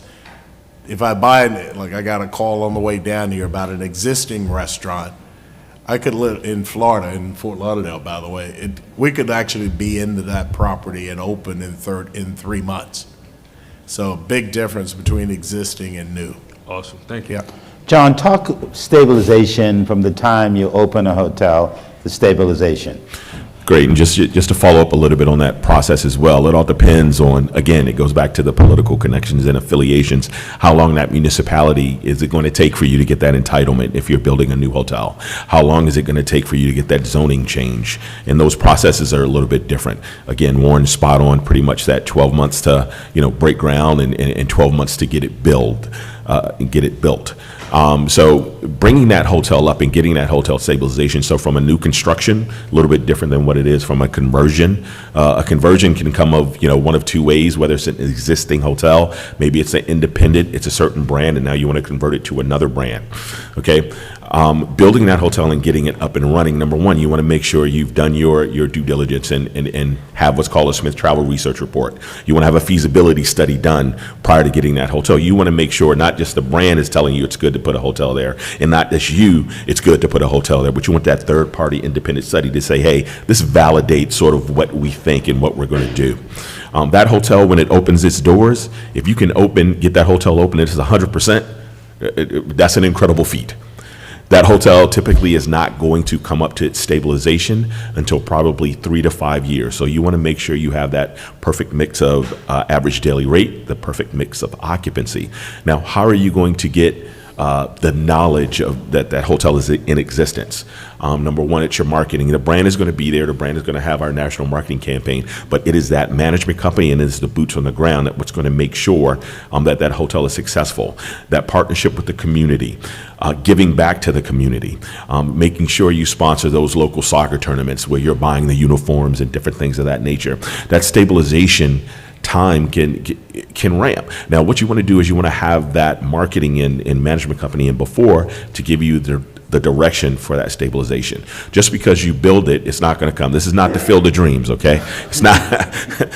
You have to make sure you market that, and you're partnering with the city, with the local municipalities. Yeah, Sherry, Maxine, question for you. Hold on, Stan. Actually, 2-part question. Number one, when a group comes like the National Bar, the makers, and they're looking for a company to do business, you've got to vet that company. The most important factor is that company needs to perform. And secondly, when we build these hotels, your job is to fill those hotels. John said it, that's where the municipality, the Convention and Business Bureau come in. How difficult is it to find minority companies that can fit the bill? And if you do find them, are you guys prepared to help them to come up to speed? Well, what we do at Visit Tampa Bay, we have a partnership department that I manage the black-owned businesses, that I meet with them and I look at their expectations. And in transportation company, for example, we had a black-owned company transport all of the Divine Nine presidents while they were coming in for the Kappa's public meeting. I went out and looked at his fleet. I make sure that the alternator and the motor, all of that works now. No getting a flat tire on the way. I mean, I want your expectations to be high. Soul food, I want the presentation to be excellent. We're not going to just slap it on the plate. So I go out and train with them. And not only that, I give them an idea of who this client is, who Charlotta Wilson-Jacks, Vice President of AKA. I want you to know her. And when you pick her up, I want you to not only just put her in there, I want you to go over and above.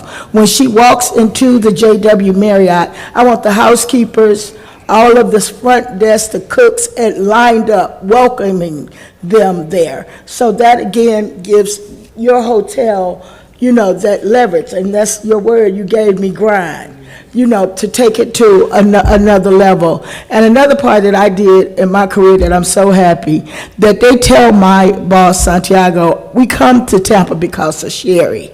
If Sherry not here, we're not coming, and I'm not bragging. And that's because I go over and above Mr. Grind.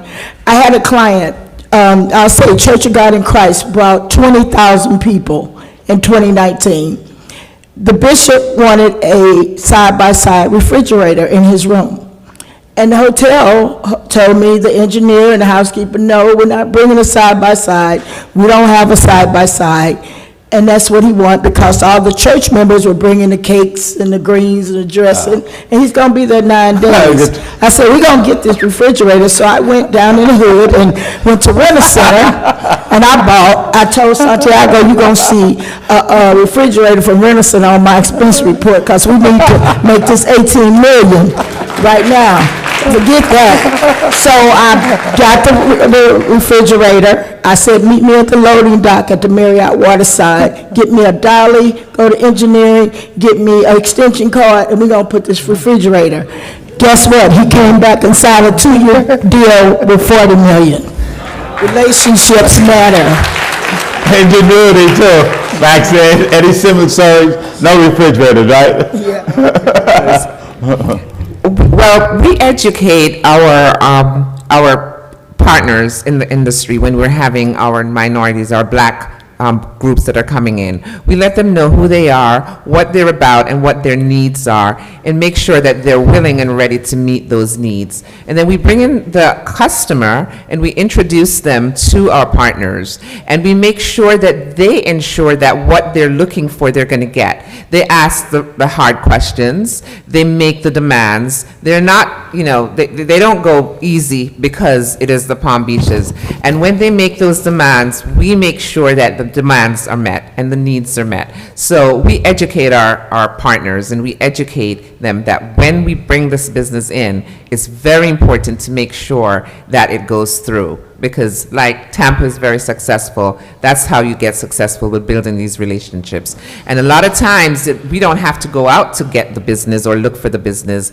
We are referred. Go to Palm Beaches, because they make it happen. Good. I went to see Sherry a couple of weeks ago with our crew, because we had to go see Sherry before we headed to the airport. Next question. Yes, first of all, this is an excellent forum, and I'm glad to be introduced to the organization. One of my questions is, I hear a lot about building, hotel building. I was wondering what percentage, at least what you might know now, of minority contractors are building some of these hotels that you guys are doing? Very little. I can answer that, I think, for any number of reasons. If you guys want to jump in, very little. This is a very specialized field. Do we want more minority contractors in the business? Absolutely.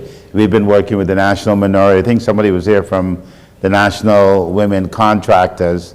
But we work hard to get more minorities at all segments of the industry. And yes, there are some minority contractors, it's just simply not enough. There's a lot of, not the prime, what's the, subs. There are a lot of subcontractors that are involved in the deal. It's not only hotels, it's also the same as restaurants. I can tell you Warren has a black architect that designs a lot of his restaurants coming on stream. So it's just simply not enough. We do need more. Okay, I think I can help with that. I hope you can. Okay. Make sure you join NABHOOD and we'll make sure you help with us. Okay. Good. Next question. Hi, everyone. Great form as usual, Andy. My name is Shahiwa Jarrett Gellin. I'm the founder of the Florida Association of Black Chambers, in addition to running the Broward County Black Chamber. And I heard a lot today about partnerships, and I know Andy, I ragged on Andy for about, I don't know, 3 years. Four, okay. Before he finally, we did a matchmaking session, because while as a chamber president I hear about a lot of our companies not being ready, we do have companies that are ready. He talked about a contractor. We have a GC that has built dorms for HBCUs, et cetera. That could easily translate into building a hotel. We have, businesses that provide chemical cleaning products, et cetera. So I think my first point is, one, are you thinking about partnering with chambers? We're boots on the ground. We know the businesses that are doing it and the ones that need that extra help. So that's number one. And that's for, those of you that are investing in building as well as the CVBs. I don't have a Sherry, unfortunately. I will be talking to you, but I don't have a Sherry in my Broward County, and Andy and I talk about this all the time. And so part of that is me, doing the advocacy to create that relationship with our CVB, but also, as to Sherry's point, the training. So we're in the process of putting together training so our businesses understand how to expand their horizons in tourism. So, are you doing that, Sherry, or, I know the Palm Beach, and I can introduce you to your Black Chamber in Palm Beach, because I want our CVBs and our investors to work closely, not only with our chambers for business opportunities to connect them to our small businesses, but as a part of the Florida Association of Black Chambers, we take our members to Tallahassee for a Black Chamber Day, where we advocate for appropriations. This year, we had a chamber that came away with $5 million. She's asking for 6.5 next year. And a lot of our areas are looking to have hotels come. We have former Black business districts that were rich and vibrant with Black businesses that some of these areas are looking to rebuild, doing feasibility studies to bring in hotels.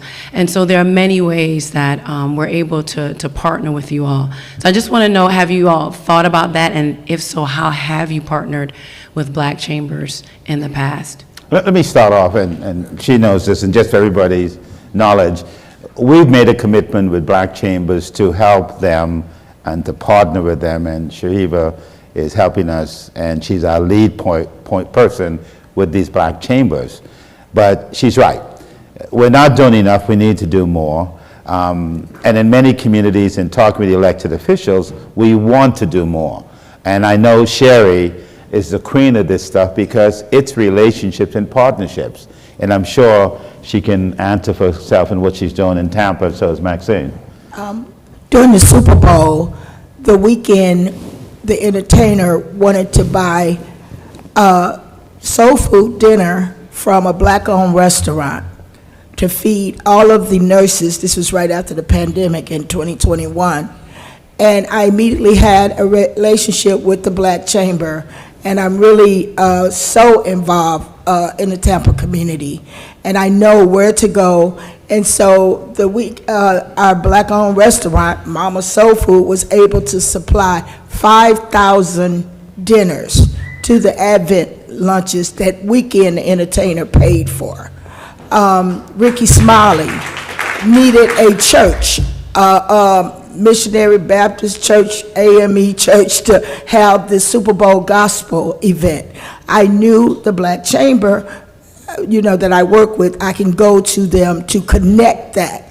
And then what I get greatest accomplishment is at the end, the Soul Food was so happy. They're so happy with Visit Tampa Bay. They tell the mayor, oh, we're so glad that, not me, but Visit Tampa Bay is in the community. And that's something that I created coming on board, that we are loved in our community, because they're seeing you can be a part of the chamber, but I want to go back to them and say, look, I made $100,000 off the campus.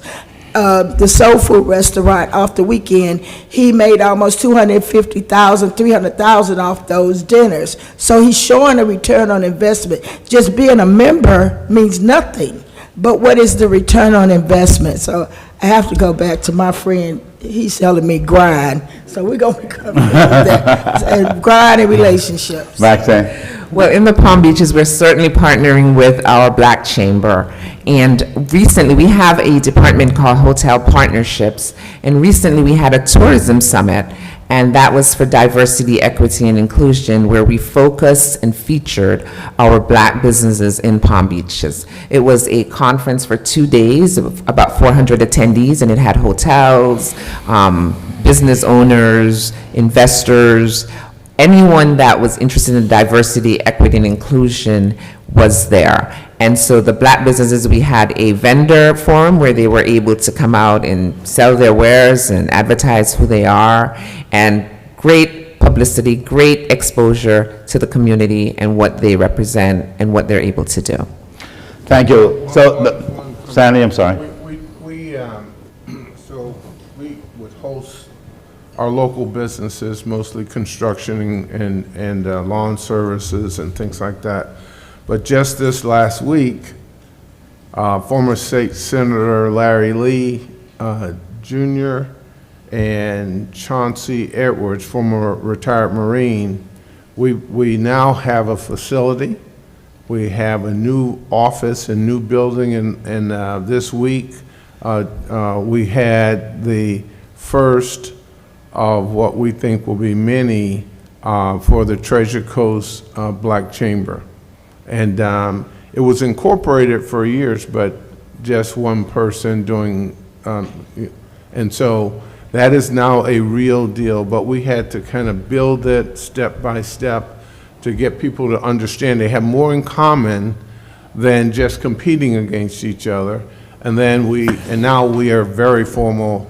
And can you imagine the first deal out of that chamber looks like a hotel on the beach? And these are the same people. Well, you know, Stanley's being modest, and Martin County, I don't know if you know where it is, but it's an interesting place.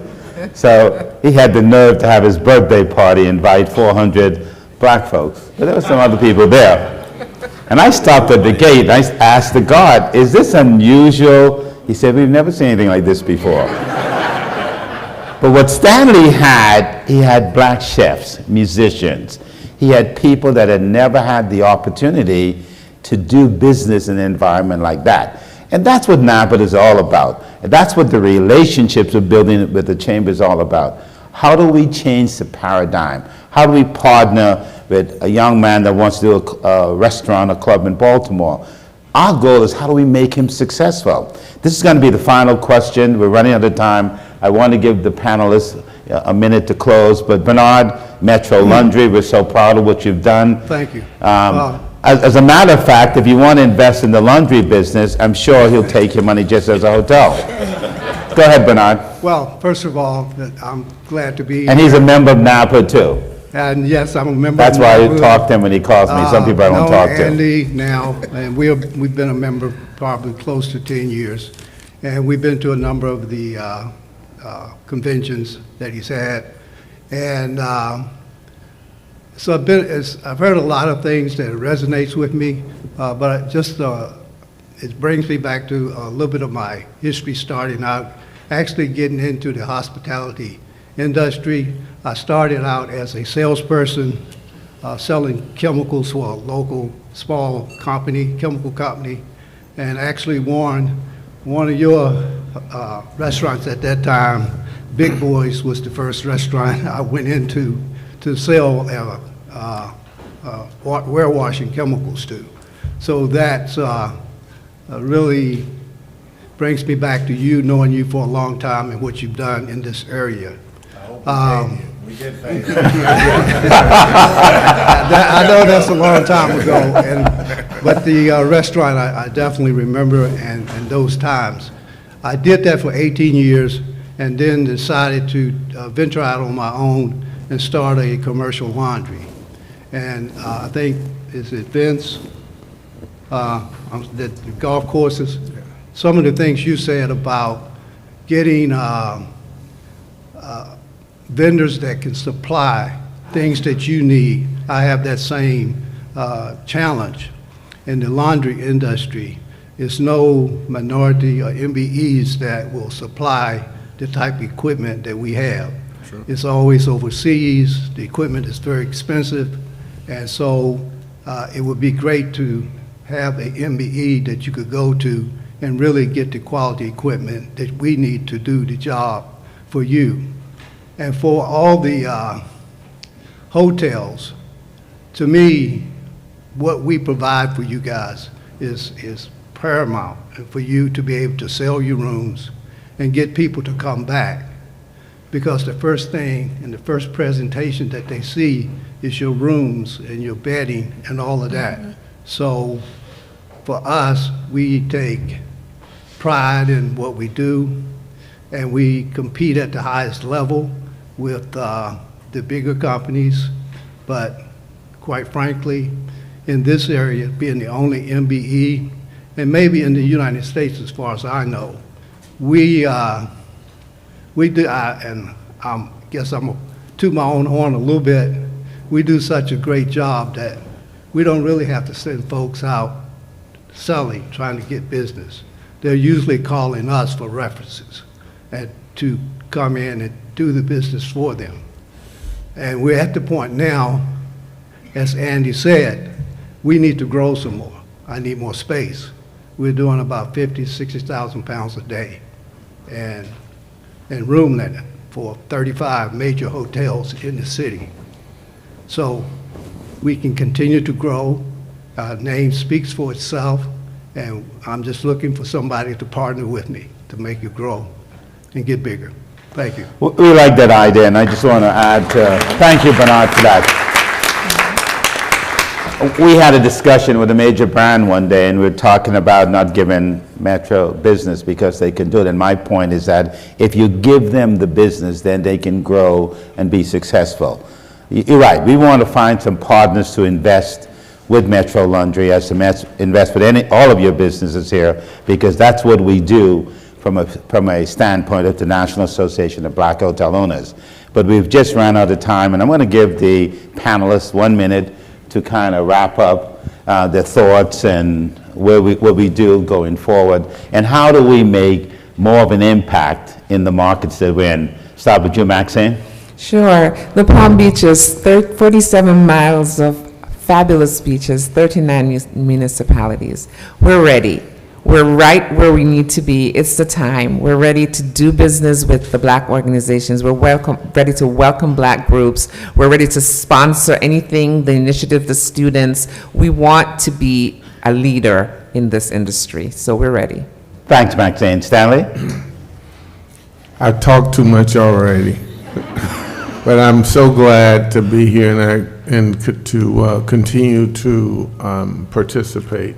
The mayor posted me up. I wasn't going to take that shot. Right? I was not going to take that shot, Mr. Mayor. But realistically, we've heard a lot of great wisdom from business and from positioning, and I'm just, every time I come here, I just get more pleased with at least my little bit of participation. Thank you all. Thanks, Dan. John? You know, I pinch myself every time I wake up every morning. I have the opportunity to create generational wealth. I pinch myself. I don't wake up knowing thinking I have a job. I have a purpose. Now, over the last 20 years, we've awarded and financially supported over 347 minority-owned hotels. I want to make sure in the next 5 years we have an opportunity to do that. So I want more Black and African-American owners, not less than 2%. I don't want to come here 10 years from now and we're at 2.1%. I want to come here where we can come here and say we have 20% of the market or whatever we need. I want to make sure that I hold your hand step by step. Hey, you may not have the opportunity or equity to do it this year, but 3, 4, 5 years down the road, we will be together. You have aggregated your capital, you syndicated your partners, and you're ready to close on a hotel transaction. I want to be here, and I want to take you step by step and hold your hand and teach you by the way. with John as well as Marcus. Where's Marcus? Marcus, raise your hand. They'll be around after this so you can talk with them if you want to go that deal. Amit? I share John's enthusiasm. Hospitality is a phenomenal industry. It creates so many jobs, tens of millions of jobs, and it's one of the opportunities where you can start at the very bottom and you could be the GM of the hotel, you could be working for a brand, but we want to take it to the next level where you're actually owning that hotel, creating generational wealth. As John mentioned, we are at Wyndham, we're very committed through our BOLD program, through other resources that we've got to help you take that step, to help you. It's not an overnight journey. It is a long process, but you know that you've got all the resources behind, including many of the panelists here. So please take advantage and ask questions and build those relationships. But at the end of the day, you got to put in the grind. So you can create a lot of wealth if you're willing to put in the work here. Thank you. Sherry? Hi, I just want to tell a brief little story. I started August the 10th, 1985 as a telephone operator at Omni Hotels in St. Louis, making $3.35 an hour. And they hired me on the spot. And I thought to escape drugs and crime from East St. Louis, where I'm from, Tina Turner, where she's from, Jackie Joyner, I said, the hotel lobby was my therapeutic place to get away from all of this craziness from home. So that's when I decided on August 10th, 1985, I was going to dedicate my life to hospitality. I then went on to Marriott St. Louis Convention Bureau, and I worked three jobs, almost 24 hours a day. And then I went to Little Rock Convention Bureau, and I was recruited from Little Rock to come to Tampa. I had never even been in the state of Florida, and like they said, you going to Florida, they don't want any black people there. But I am not afraid. My family almost disowned me, but I said, y'all read the Bible, you go to Bible school, church, and all of that. God walked on the water, he gave sight to the blind. Y'all just talking? I'm gonna walk out on this water. I don't know how I'm gonna make it, but I knew my faith from what I'd been, and here I am 38 years later. I'm a vice president because I'm not afraid of nothing, and I know that I believe in going after what I need to go to make you all successful, to put the heads in the bed, to fill these ballrooms so that you can invest in the hotel, so that you can have money. So that's how I build my relationship with Mayor Jane Castor, Commissioner Gwen Myers, Santiago Carrata, because they know my brand. My brand is accountability. How my brand is with the Divine Nine, with going to Bollywood, with Dr. Karan Patel, which is one of the biggest Indian.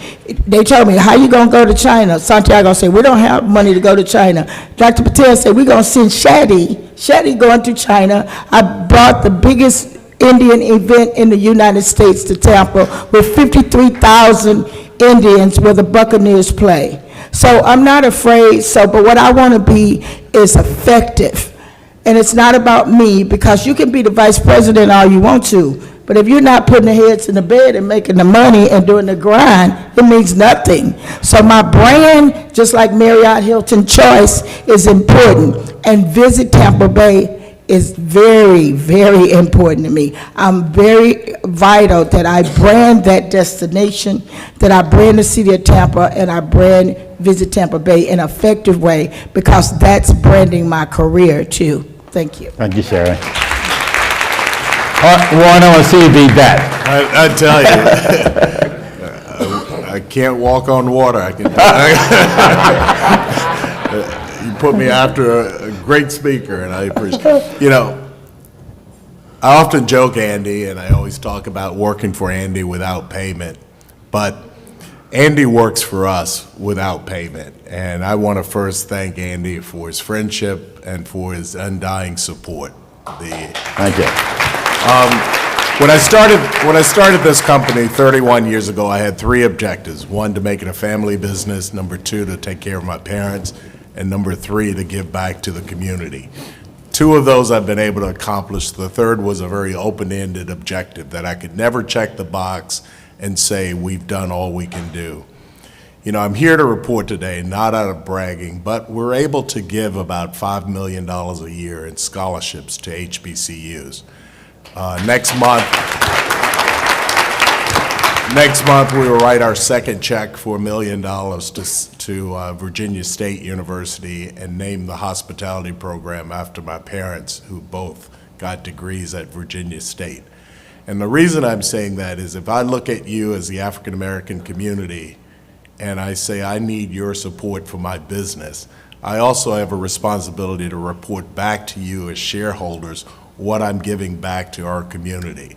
So that's why I say what I say. And I think we need to hold all African American businesses accountable to giving back if we're going to go out of our way to support them.